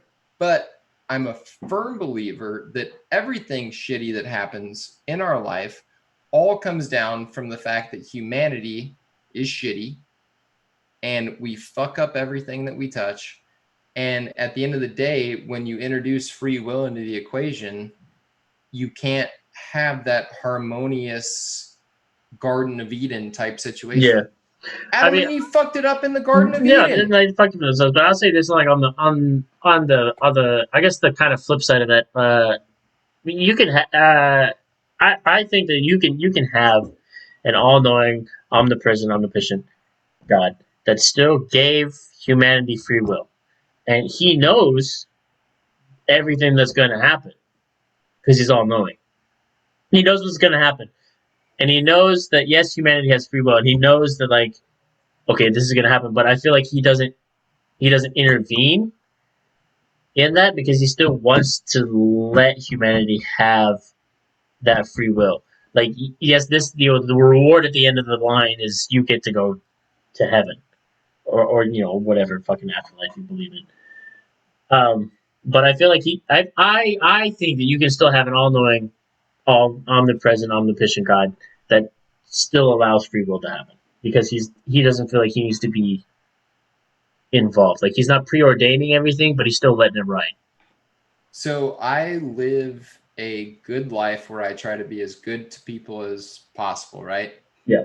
But if I wanted tomorrow morning and go buy a handgun and go to Walmart and shoot as many people as possible, he has no control over that. No, he doesn't. I feel like he'll know that's going to happen, and he's going to be like, how would he know though? There's the free will aspect. No, there's the free will, but like you still look at it. A lot of religions say that God is all knowing, so he still knows it's going to happen, and you still have he still lets you have the free will to do it and do it. But at the same time, he's giving you if you listen to the preacher, your pastors, you read the scriptures. He's given you the rules and the outline that was how to live your life. And he's like, if you live your life this way based on what I've said, the reward at the end of the line, like if you use $1 million, the reward at the end of the line is getting to heaven. But at the same time, you still have the free will, and but he knows it's going to happen. So at this point, he knows that you're going to go buy a handgun, shoot at Walmart. So he's going to be hurt and disappointed, but he still knows. But he's giving you the guidelines to do it, and he wants you to figure it out for yourself on what you need to do and what's right and wrong. But he's not vested enough. I don't know if that's the right word. No, controlling enough. I think. Yeah, he's not gonna. Yeah. He's giving you the free will, and he's not gonna sit there and try and control, micromanage basically. He's giving you the outline and the guidelines on what to do to get the reward at the end of the race. But he's still giving you the free will to do whatever the fuck you want. Your job is to take his guidelines, take your free will, and figure out how you can meld the both of those in order to get to the end of the race and get the reward, but still live a life that you want to live. So basically, the day that I'm born, right? If I was planning to go shoot up a Walmart tomorrow, right? The day I'm born, God's like, well, this is a serial killer. So, and I'm not throwing stones. I'm just legitimately asking. So you're saying that he's going to give me the opportunity to change that, correct? Throughout my life, so that I can not be a serial killer. But by the same token, sorry, go ahead. No, I feel like he can, and this might be getting into a little weird state, and I could be contradicting myself, but it's how my brain works. I feel like, he's all knowing. I feel like he can also see the multiple possibilities or multiple paths that life could take. Okay, So sometimes like things like that like come into my mind when people post questions like that. I didn't get it through coherently the first time. I feel like he's all knowing, so he can see the multiple paths that your life can take. So say you're born, like you said, and at some point you have the opportunity to go buy a handgun and shoot up a Walmart for whatever reason. Something happened in your life. You're like, fuck this Walmart, fuck whatever. I'm gonna fucking kill all these people.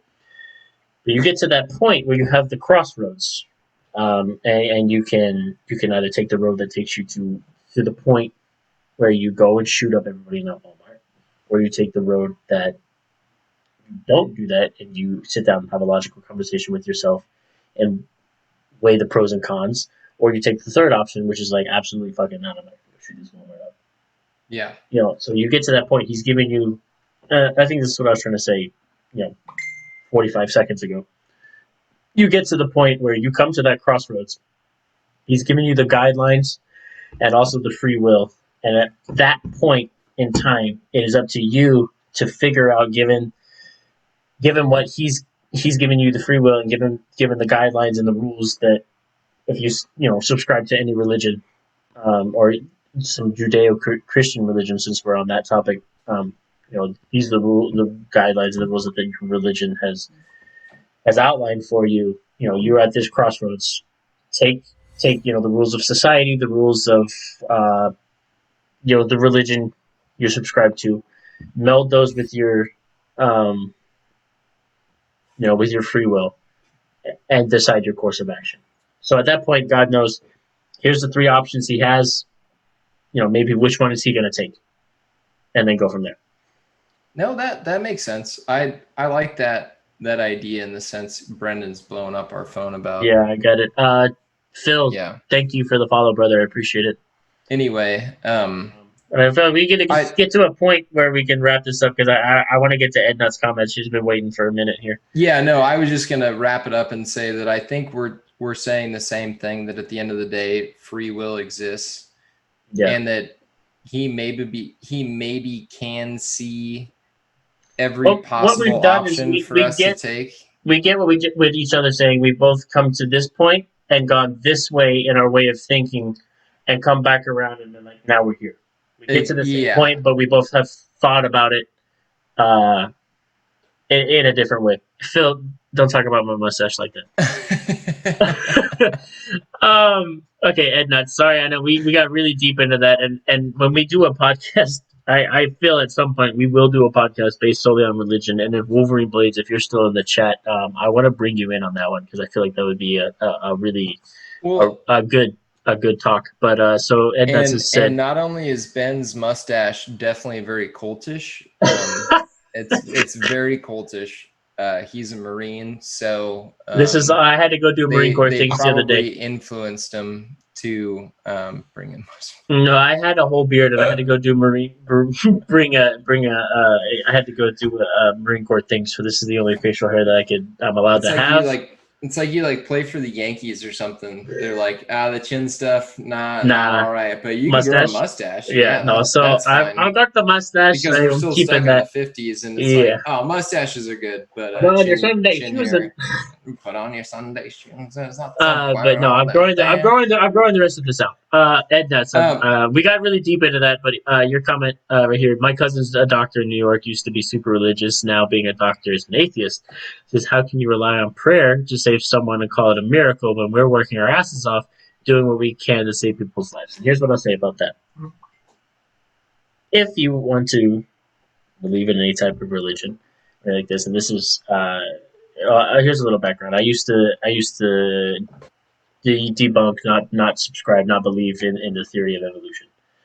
And then growing up and opening my mind to new ways of thought, went into the fact that maybe God didn't create the earth and the heavens and the earth in 7 days. Maybe He facilitated science and evolution to do the work for Him instead of doing that. So, and other people have said this, and at times I'm like, oh, God's so cringe. But what I'll say is, God gave the doctors or whatever, whoever that became a doctor, the knowledge and the drive, perhaps, to get through school and get to the point where they learned what they needed to learn to bust their ass and save lives. So he's an atheist. He doesn't believe in that. He just wants to go straight science. That's his prerogative. Amen. But I'll say this: prayer can't hurt, but I'm not going to rely totally on prayer to save somebody who's dying in the hospital. I'm not gonna discredit the work that the doctors and the nurses and the hospital staff, just in this example, put in to save that person's life. Because if you want to go down this road, you could say that God gave those people the certain ability and skills and mental fortitude to get through whatever schooling they needed to get through in order to be able to help people. And that's what yeah, I mean that's what I'll say on that. I'm not going to say you rely solely on prayer. I don't like the people that they'll take a family member to the hospital, and that person's in critical condition, and they'll sit in a waiting room praying their ass off day and night, and then the person pulls through, and they'll be like, "Oh God, oh thank you, I prayed for this so hard and so long, and God saved my family member or my baby or whatever." All the while, like refusing blood transfusions Yeah, because, like, and you're gonna sit there as a doctor and go, "You're not gonna fucking give me the credit that I put in 48 hours in the goddamn surgery room to save this person's life. You're just gonna fuck me off and give all the credit to your prayers." So I feel like you can roll those hand in hand, or you could just if you're like your doctor friends and atheists and just saying I busted my ass to learn this knowledge, and get to a point where I can save lives. And And her that first go ahead, sorry. Sorry, not to interrupt you. No, you're good. Go ahead. Her first question was, "Is religion a cult?" And it absolutely can be. It can be. I'll say to that. There's sex. There's sex, and that's not sex, but sects. There's sects of religion that will take it to an extreme and form a cult.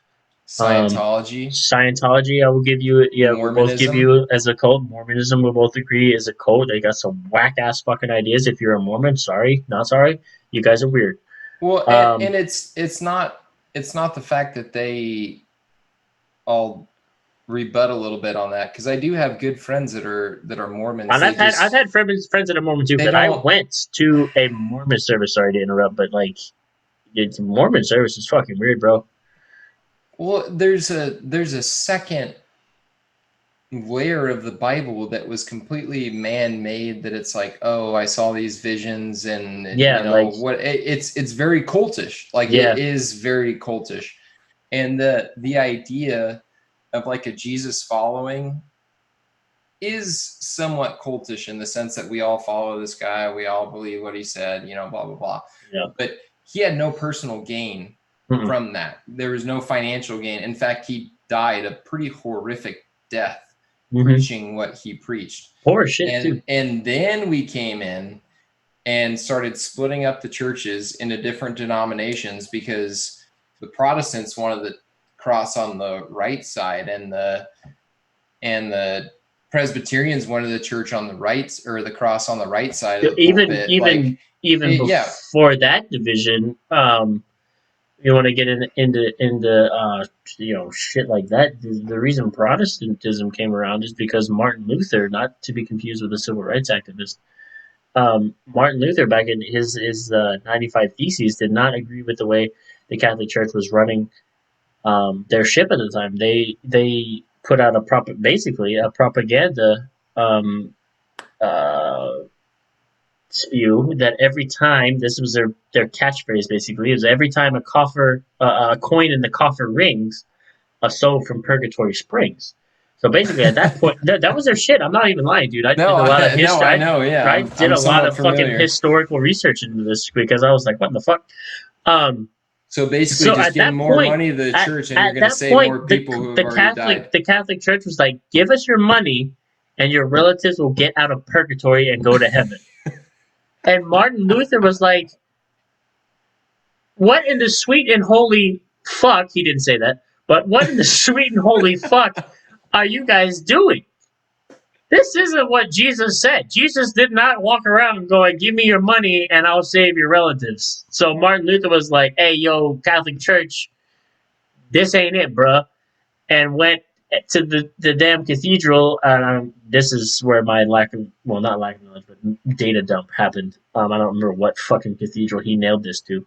But he went up to that Catholic Church and just said, hey, you're wrong. Lo and behold, now we have the Protestant faith. And from there, Protestantism, splintered into you got Protestants, you have Baptists, you have Presbyterians. Presbyterians, and all that stuff, and they splintered those splintered out of Protestantism on minor issues, like in the grand scheme of things, minor issues. Same thing with the Catholic Church; they were a whole at one time. And then you had the Eastern Orthodox and the Roman Catholics, and they splintered over, fuck, I don't even remember. They splintered over some minor dispute and caused a chasm in the Catholic Church. And I think it might have even been over music. Because I think Eastern is, you can correct me if I'm wrong, Eastern Orthodox doesn't use music, it's all voice. And Roman Catholics have said, music's fine. Let me tell you, growing up in the Church of Christ, so Church of Christ is another denomination, obviously. Mm-hmm. We were a very quote unquote progressive Church of Christ. So we could have an acoustic guitar, not an electric guitar, in service. And even then we had to split the services up to where the 9 a.m. service was all acoustic worship. The 11 p.m. had the guitar, and there was the boomers could have their vocals. There's emails sent out and letters sent out, blah blah blah. And we go to worship. We went out of town one weekend to New Braunfels to go to Schlitterbahn, right? So we figured on our way home we'll stop at a Church of Christ and worship. And a bunch of us kids from this new age Church of Christ walk in, and we're wearing jeans and polo shirts. Dude, everyone in there is in suit and ties. Staring at you. Suit and ties. We walk in and we feel ostracized. Wildly they're like, who is this group? Not only is there one of them, but there's a bunch of them. And some were even wearing shorts and flip-flops. Right.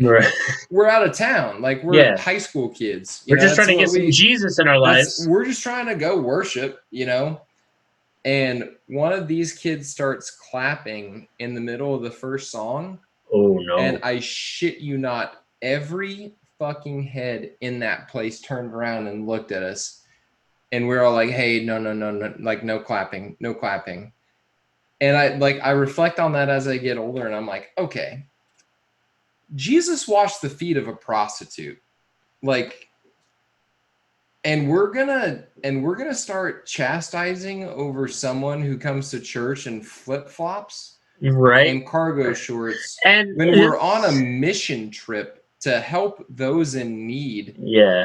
But at the same time, we're gonna chastise this person who's just trying to come worship the same God that you're worship, dressed in different attire. Right.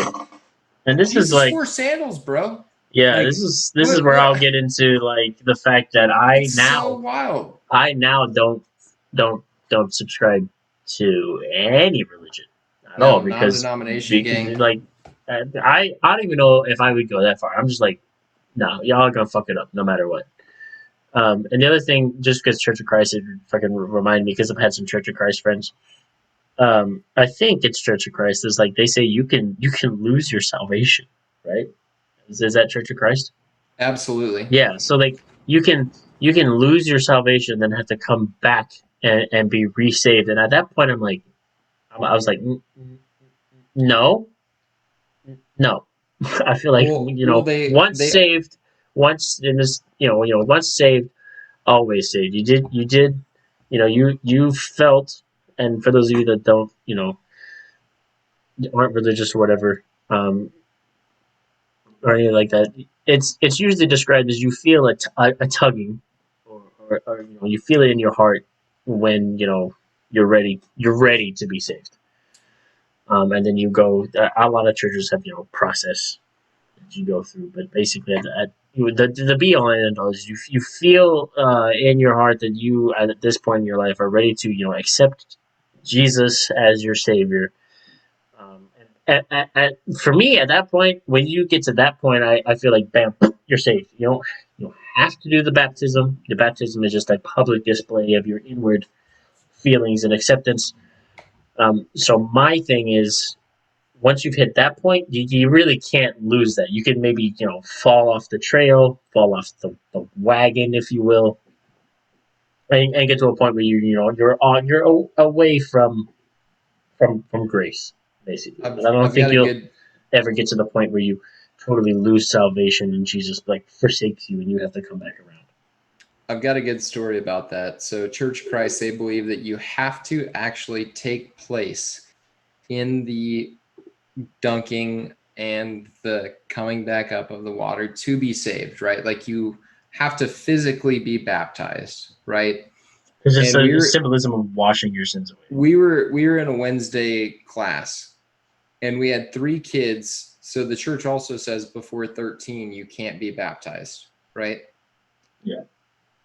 So we were in a class and the leader of the class is saying about how you have to be baptized, and he knows that these kids are being baptized, so he's really trying to like drive the point home, right?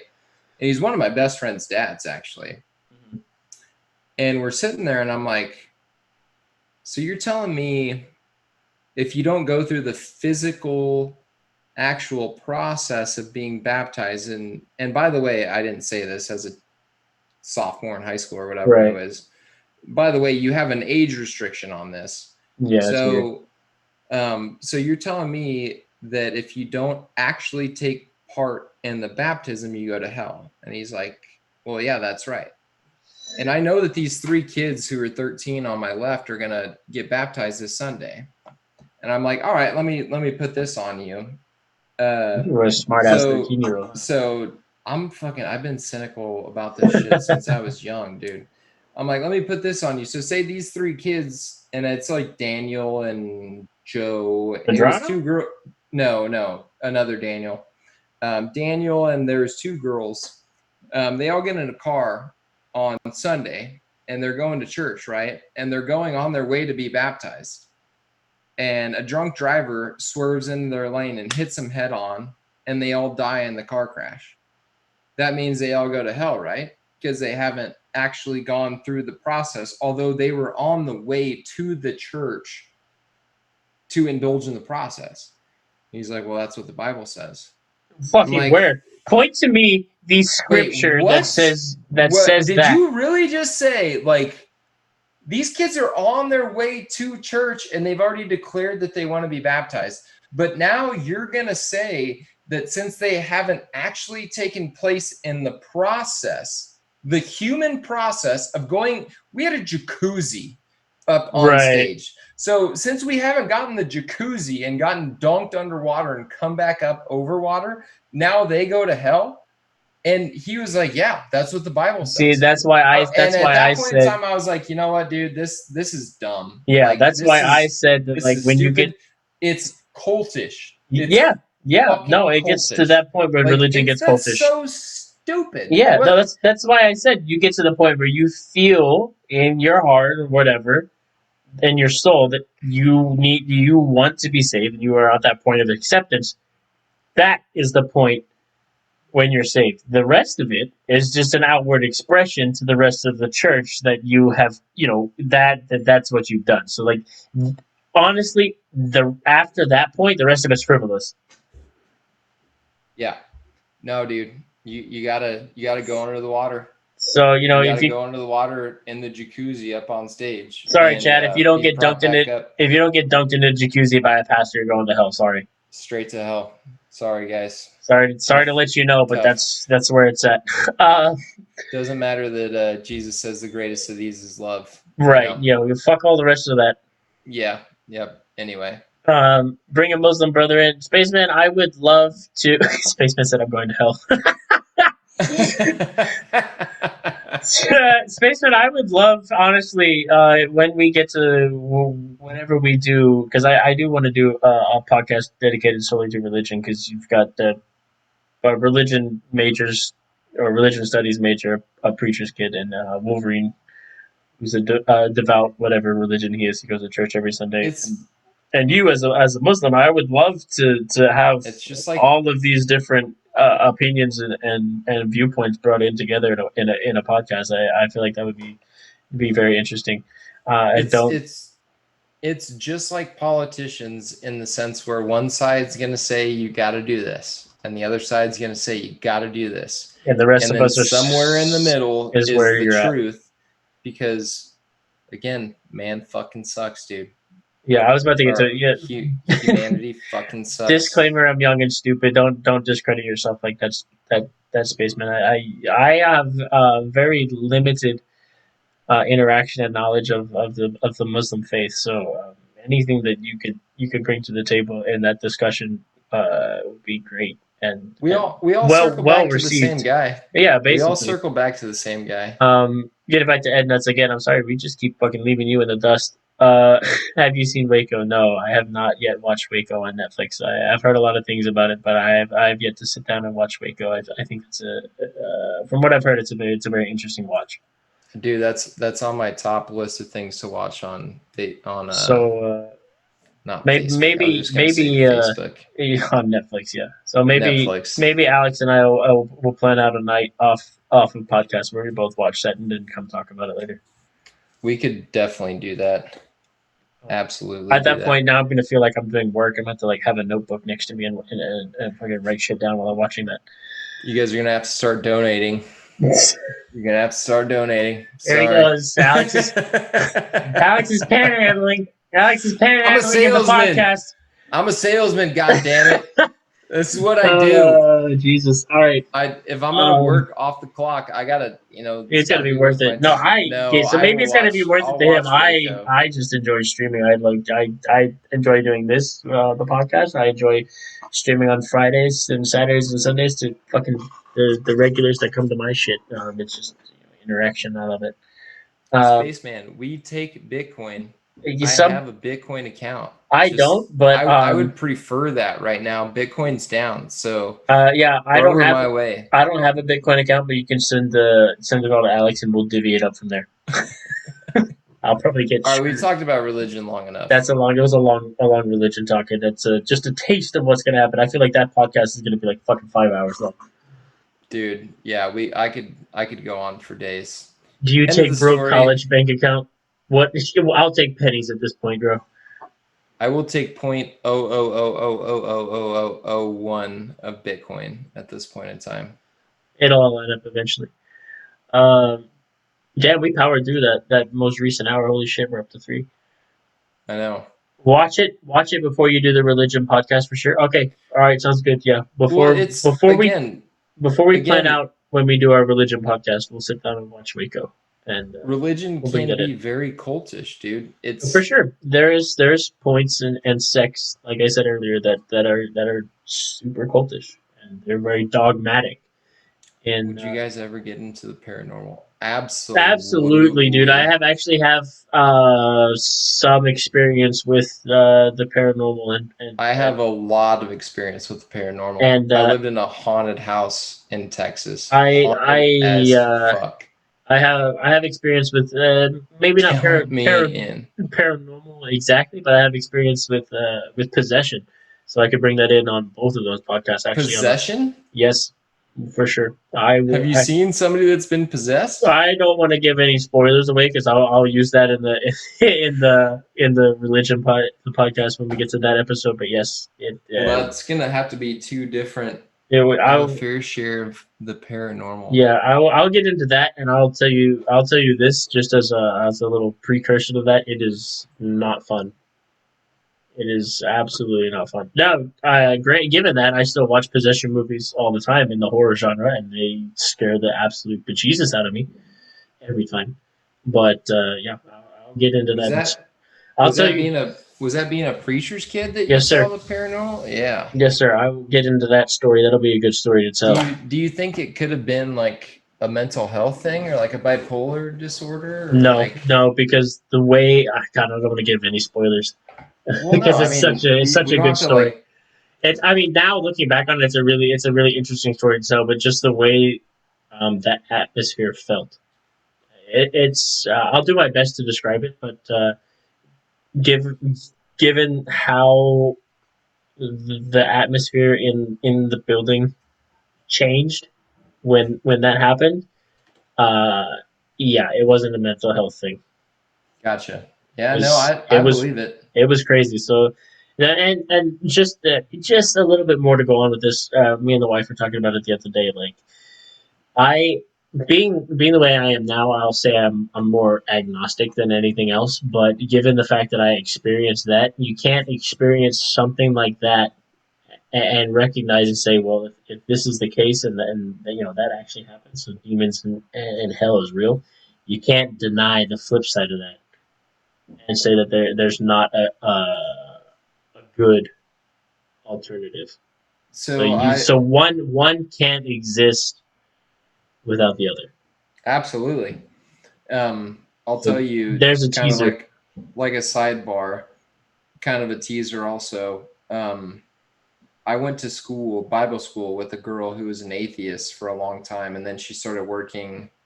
Um, oh, what's the name of the word where they're going and they're dying, and it's Hospice. yeah, hospice care. And she said she would get to know these people, you know, like in the months, Leading year, up or to the whatever deaths. that they Yeah. were leading up to their deaths.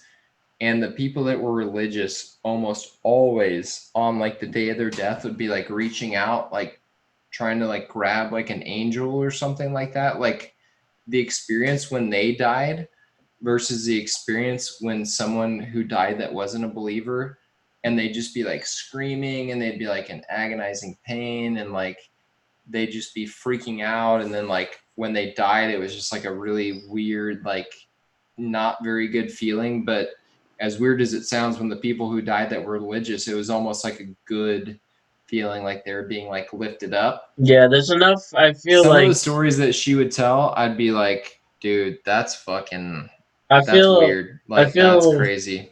that why I'm more like I guess non-denominational.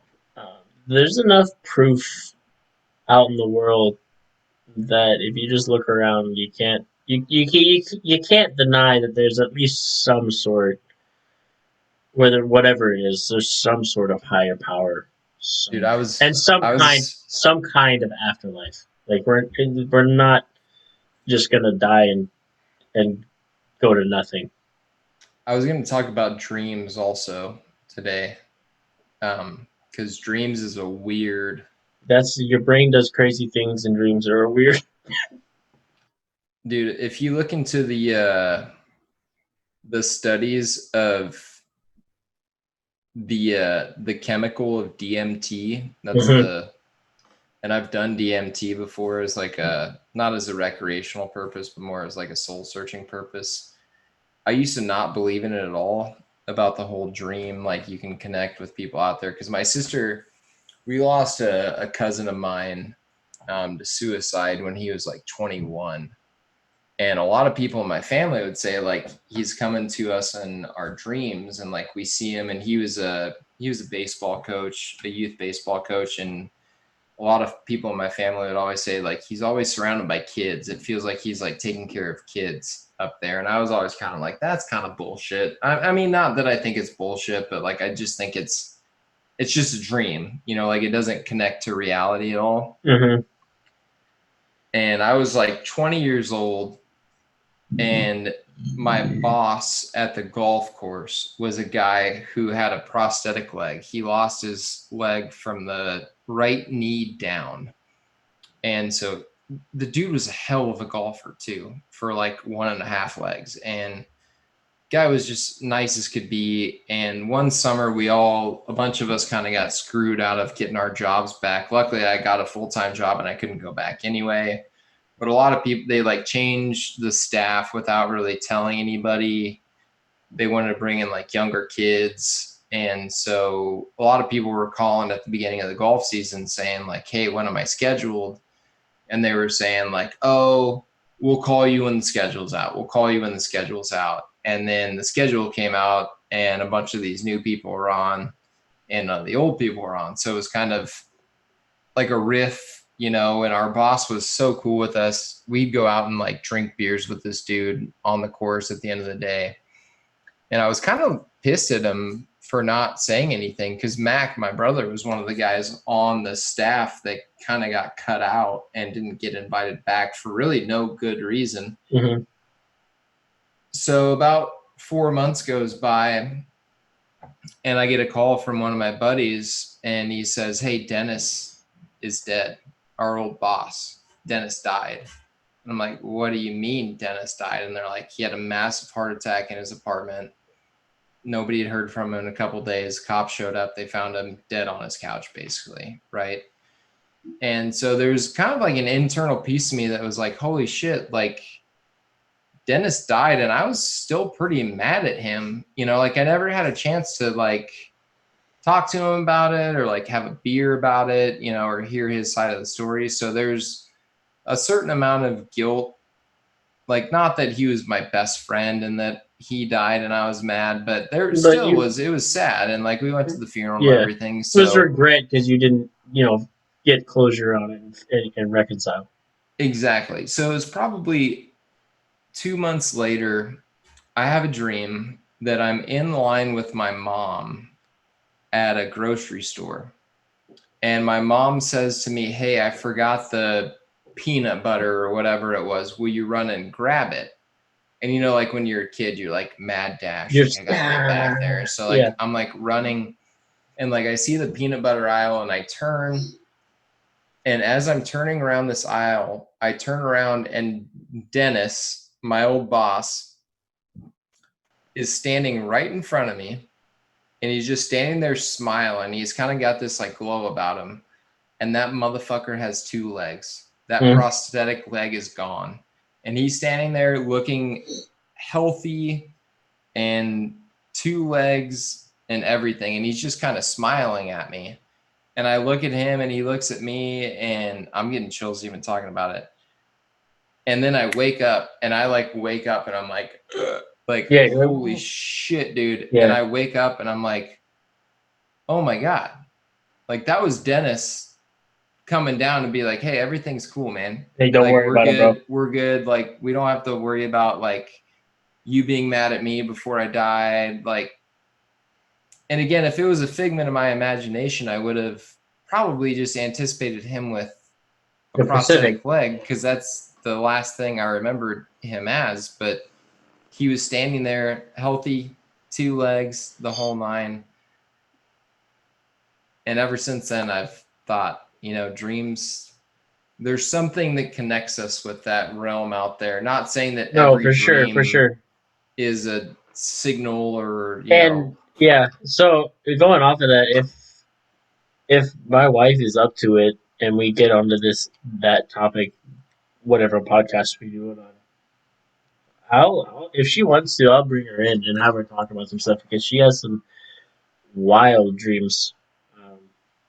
And her shit's honest. Like when she gets into it, I'm like, what the fuck?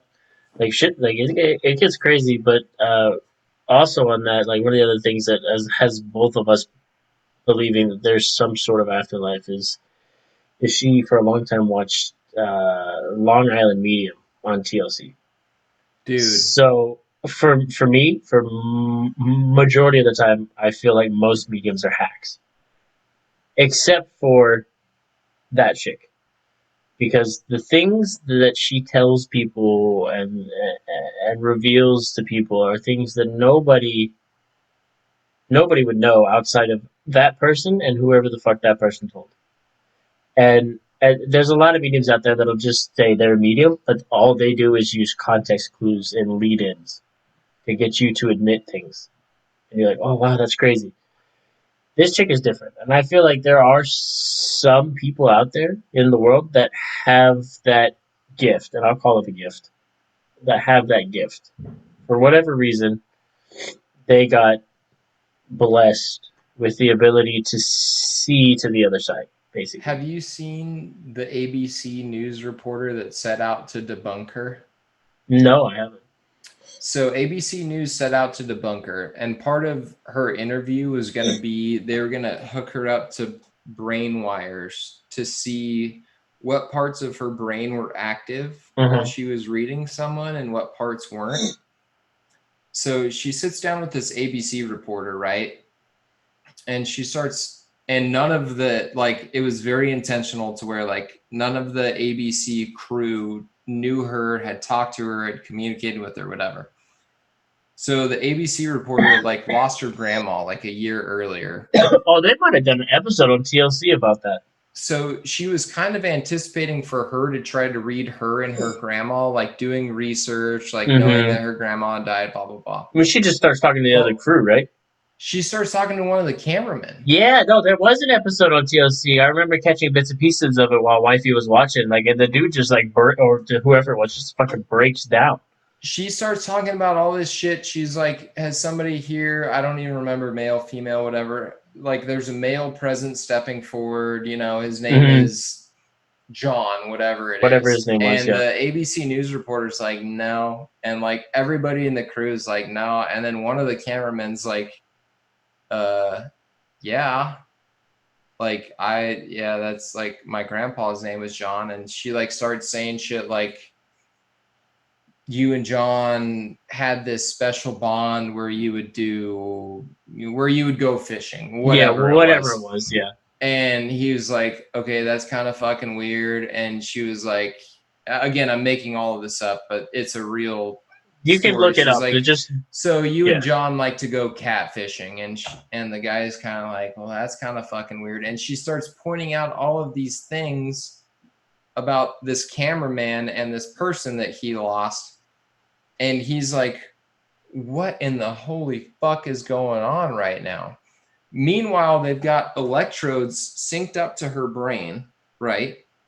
So there's certain parts of your brain that are active when you're awake, and there's certain parts of your brain that are very active when you're asleep. Right. So when she's reading someone, all of the parts of her brain that are active when she's awake quiet down. Yeah, she's like in and REM all sleep. The parts of her brain that should be active when she's asleep just light up are like a all Christmas lit tree. up. And they can't figure out how she would, like, so not only is there third-party data that like her brain acts completely different, again, DMT brain world when you're asleep connects you to some other side, some other realm. But this ABC crew is literally designed to debunk her, and they're failing. And they almost baited her into trying to read the reporter who had just lost her grandma like a year I wouldn't earlier. say almost baited. And they 100% set that up to bait her. And her. then she ends up picking up on a random camera guy and knowing things that no one could ever know about him and whoever he lost. Yeah, they were trying to. All the while they've got brain wires hooked up on her. I'm like, dude, you can't tell me. Like, you just can't. The ABC crew tell me that shit's fake. Yeah, the ABC crew was trying to debate her, and the turnaround was they got debated. Like, it's wild. With her, I it's very interesting, and like her thing is she used to be able to see the spirits, and when she was a child, she could see the spirits, and it frightened her because as a child, she had no idea what the fuck was going on. And I think it skipped her mom, but her grandma had the same gift. So it was like her grandma skipped her mom, and then it came to her. And so her and her grandma had a very close relationship, and her grandma helped her through the beginning stages of it, and eventually she told the good spirits and stuff. She was like, "Hey, I'll communicate a message, but you're really freaking me out by seeing you. So I would prefer not to see you guys, but you can still relay your messages." So it's like that for me, like there's enough proof out there that there's an afterlife.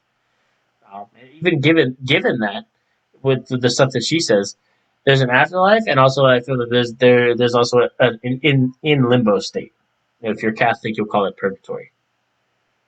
See, I don't buy Well, that. okay, so I don't know about purgatory for chance. Dude, I Purgatory gotta is weird. pee.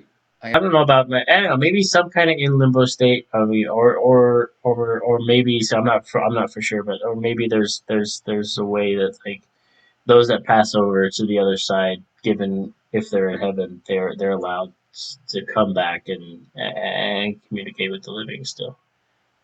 So yeah, I don't know, but yeah, it's crazy. We're going. It's crazy. What else you guys got for me? What else? We'll cover Spaceman's topic or his question when Alex gets back. But what else you guys have for me? Like what else you got? Head nuts. I dream every single night. I get how people just don't dream or remember their dreams. So interesting. That's me. Very rarely, very rarely do I remember anything I dream. Like it has to be super vivid or profound or or something crazy like has to happen in it for me to wake up and remember what I dreamed. And if I do, it's only like very small segments, like super quick. Given how because time and shit works different where you're dreaming. But for me, I don't. I go to sleep every night, and I wake up in the morning, and I don't remember any dreams, and that could be due to the fact that I only get five 5 to maybe 6 hours of sleep at night, so I don't really hit that deep REM cycle, where your dreams really come alive and your brain gets really active while you're dead asleep. I don't really hit that point for very long, so that could be why I personally don't remember any of my dreams or anything that happens.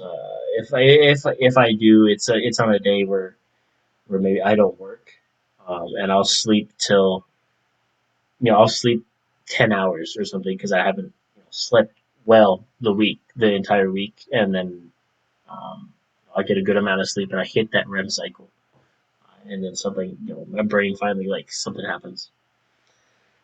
Spaceman Dark Lake is the wise. That's not a story a Jedi would tell you.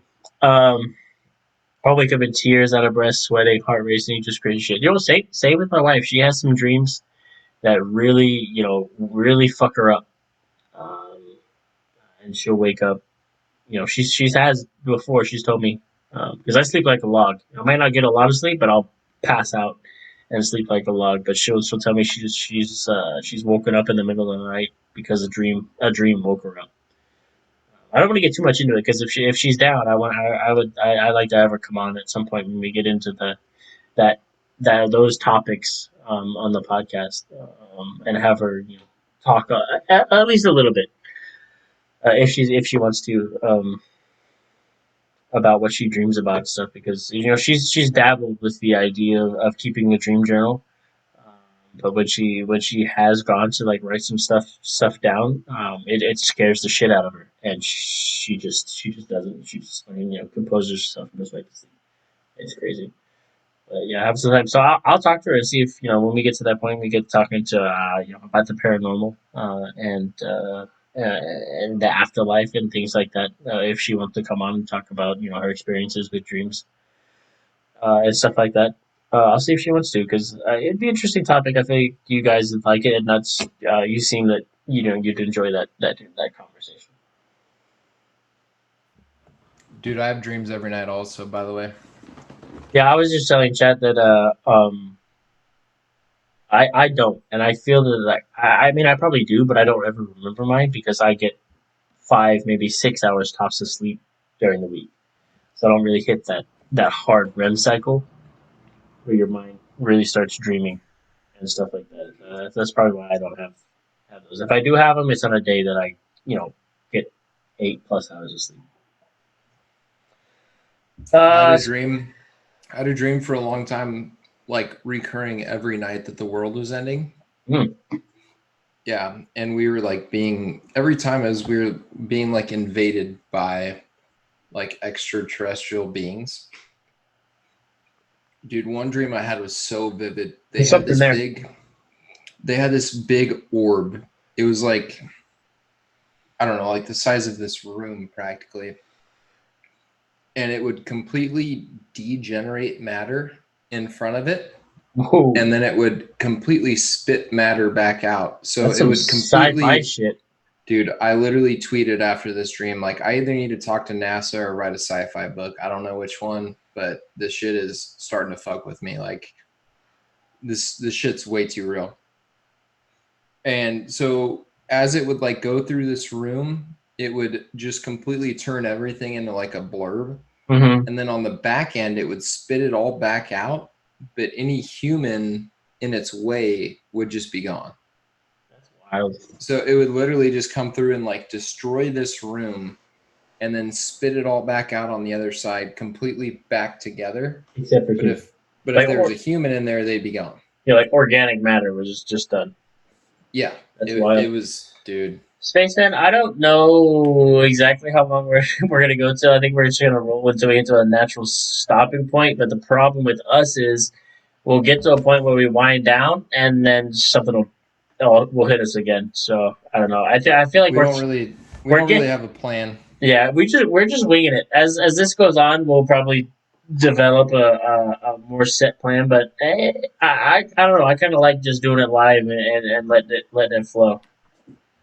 And as soon as we run out of shit to talk about, that's probably when we'll quit. But yeah, it's just like it's I feel like it's a different vibe or a different way to run a podcast. It's just let it roll, and when we get to a point where we're kind of stalling out, then we'll end it. And like I said last time, when we get to that point, we'll turn it over to you guys and hit up some Q&A real quick, uh, and then call it good. Which it's very Joe Rogan-esque. yeah, for sure. Which I think actually we might be rolling up on that point now. Anyway, it's I had to eat a granola bar real quick because I haven't eaten dinner and I'm getting hungry. But I'm trying to pound some water before I go to bed before I wake up dehydrated as a bitch tomorrow. I'm rolling to work. I just got water too. Because without eating, I'm like, I should probably drink some water. We might actually eat dinner be at like 11:30. Yeah, we might actually be getting close. I mean, it's 11:30 here, so you're sitting at 10:30. So we might actually be getting close to that point. Spaceman, you've had a couple questions about the paranormal and things like that. But what else? What else you guys got? What else you guys have for us? Real quick before we. I do appreciate Spaceman saying this is a very interesting podcast. No, I enjoyed it, and the support we got on our first episode was amazing. I was blown away. Honestly, you guys really like showed up and excuse me. Godzilla versus Kong. I don't have the energy, Spaceman. I'm sorry. Yeah, that's a whole other. I don't know enough about it. I don't either. But no, I will say I appreciate you guys showing out on the first episode and Plagueis the Wise, Palpatine, and engaging with us on that first one. We're also going to have an Instagram launch very soon. Well, it's actually already launched, but I just need to start putting content on it. So we will post clips of the podcast and also ask, hey, what do you guys want to talk about next episode? Yeah, so that way we can kind of prepare ourselves a little bit. We're gonna try and keep this as interactive as possible. To a degree, we're gonna try and keep we'll have a little podcast. We'll do our talking bits. But one of the reasons I'll say this again, I'll probably keep saying this for the first few episodes until you guys we get the consistent people that know what's going on. But one of the reasons we wanted to Well, I told Alex I would like to run our podcast on Twitch and then upload the Twitch stream to other things.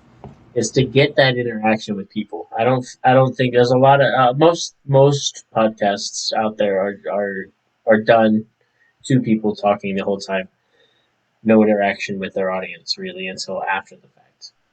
This is just a new twist where we get to interact with the audience during the podcast. Just to give the podcast scene something a little different. Absolutely. And maybe it helps us stand out. Maybe people hate it. But us personally, I feel like we both like being able to interact with you guys in real time as much as we can. There's a little bit of a delay given Twitch chat.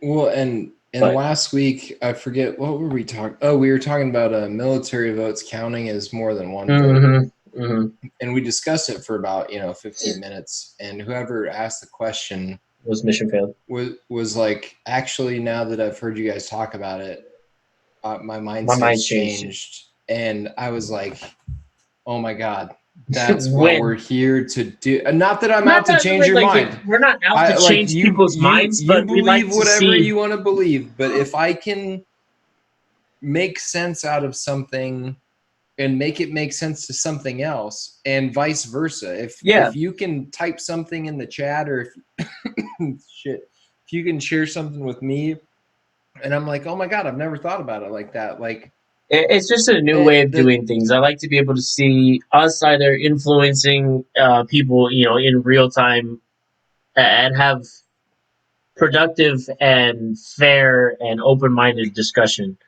Exactly. With people. It's just, like I said, it's just a different twist on how podcasts are going to run. So if you can change our mind on something, give us a new perspective on how to look at things, like, very cool.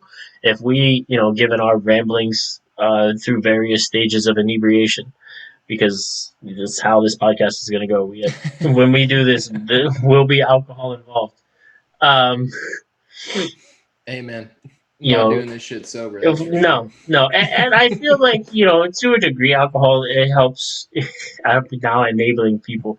It's a social lubricant. It's a lubricant. It takes away some of the stiffness and awkwardness of running a live podcast or a live show. So now I understand why comics get up on stage and pound Shakespeare before they go and do their set.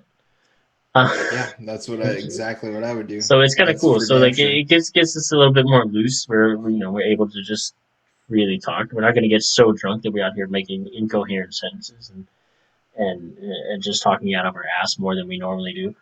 Well, and I feel like neither of us will just. I mean, if we don't know, we'll say we don't know. Yeah, I'm not going to sit here and talk to you and try and.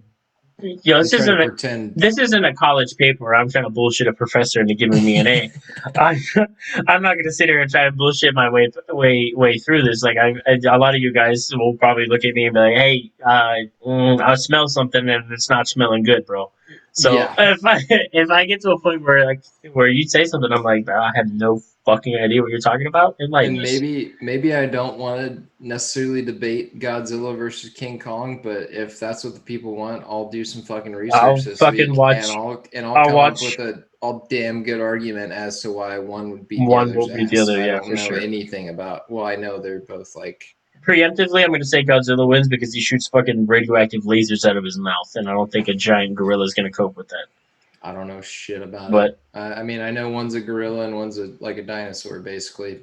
But other than that, I don't know shit about it, and I don't know about anything about a Palpatine cloning machine. Don't get me started on Star Wars. Sounds like it'd be fun. Yeah, don't get me started. So you're gonna have to sit down. You're gonna have to sit down and watch all 3 of the sequel movies, and by the time you're done with that, you're gonna want to kill yourself. Yeah, no thanks. Miss me on that. Because those movies. I'm out on that. Suck dick. I'll read the cliff notes and then I'll come up with an argument. Don't get me started on that. I'll beat that dead horse into the ground. Advertise why you should see Godzilla vs. Kong in IMAX. Yeah, right. I feel like that's your wheelhouse, Spaceman. You start a podcast about movies. Yeah. No, thank you. I've never seen a movie in IMAX, and I don't plan to. I think the only movie I ever saw in IMAX was on a field trip, and it was about tornadoes. It was. I'm not gonna lie, it was pretty cool. I'm sure it was. I'm not hating on it at all. Look, I'm just that's listening not my to it. style. Listening to a fucking tornado go by in IMAX is about the same as sitting on your front porch in Oklahoma and watching one go by. All right. Dude, I just fucking wait for that shit to come out on HBO, and then I just sit in my living room and get stoned and drink a beer and True. watch that shit. And I Um, basically can convince myself that I'm there anyway. So I don't know. You guys have anything else for us before we kind of get out of here? Let Alex eat. Let me get some semblance of sleep before I take my half day to work tomorrow. yeah, happy 4th, man. Yep. Happy 4th of July. Happy Independence Day.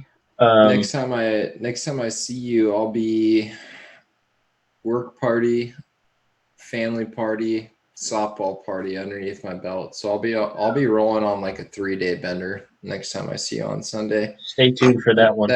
I'll probably be still drunk / still drinking on Sunday. I'm going to start early on Sunday to be in the right mindset to match up. Match me, and then I'm sure in our current social climate, there will be some more shit that'll pop. Shit's gonna happen. There was a lot of shit that we kind of that happened in the first 3 days of this week that we really kind of breezed over real fast. I'm proud of ourselves for not talking about anything sports either so far, because that's really both of our wheelhouses. Yeah, true. And keeping it. My wheelhouse is mainly football. I dabble a little bit in other things, so I can't talk too much about the other stuff. But I will talk all day about football. All right. I know is baseball is back.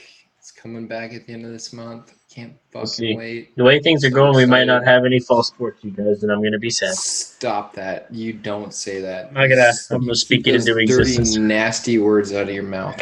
Yeah. All right. Don't even tempt fate. Yeah. Okay, guys. Well, if that's all you got for us, that's I think all we have for you for today. 3 hours and 31 minutes. That's a solid middle of the week stream. That was a blink of an eye, man. Really, it went by fast. I really do love all of our followers. You guys are amazing. I know they really are. I can't thank these people enough for spread the word. If you got some people out there that think they would enjoy this, fucking let them know. I don't think Wednesdays are going to be a consistent thing. That we just did this Wednesday because I kind of fucked up on my Sunday and didn't record. Donate and rupees soon. Didn't record the pod. But it mainly just planned Sunday evenings. Last Sunday we did a really late one. We're gonna try and get them a little bit earlier. That way nobody's up until the wee hours in the morning. I think like a nice solid like 7:30, 8 o'clock Sunday night podcast. When people are winding down from the weekend. Yeah, we'll run that on like we'll say like 7:30 Central Time. Pretty average. Yeah. Average deal. So plan, unless for some reason something happens, plan on a 7:30 Central Time start time for the podcast from here on out. And yeah, that's about it. So we're gonna call it good. Thanks for coming by. Thanks for the follows today. You guys are amazing. And we will see you back here on Sunday evening, 7:30 Central. And we'll talk again. We look forward to it. Appreciate you guys. Stay safe the rest of the week. Have a good 4th of July. Be good to people. Be good to people. Be nice to each other. Have a good 4th of July. It's not that hard, although I'm confident in our followers. But right. Have a good word. Have a good 4th of July. Be safe. Don't lose any fingers. Yes. Or anything else. Have fun. Be responsible. And we'll see you guys back here Sunday evening, 7:30 Central. Love you guys. Love you. Bye.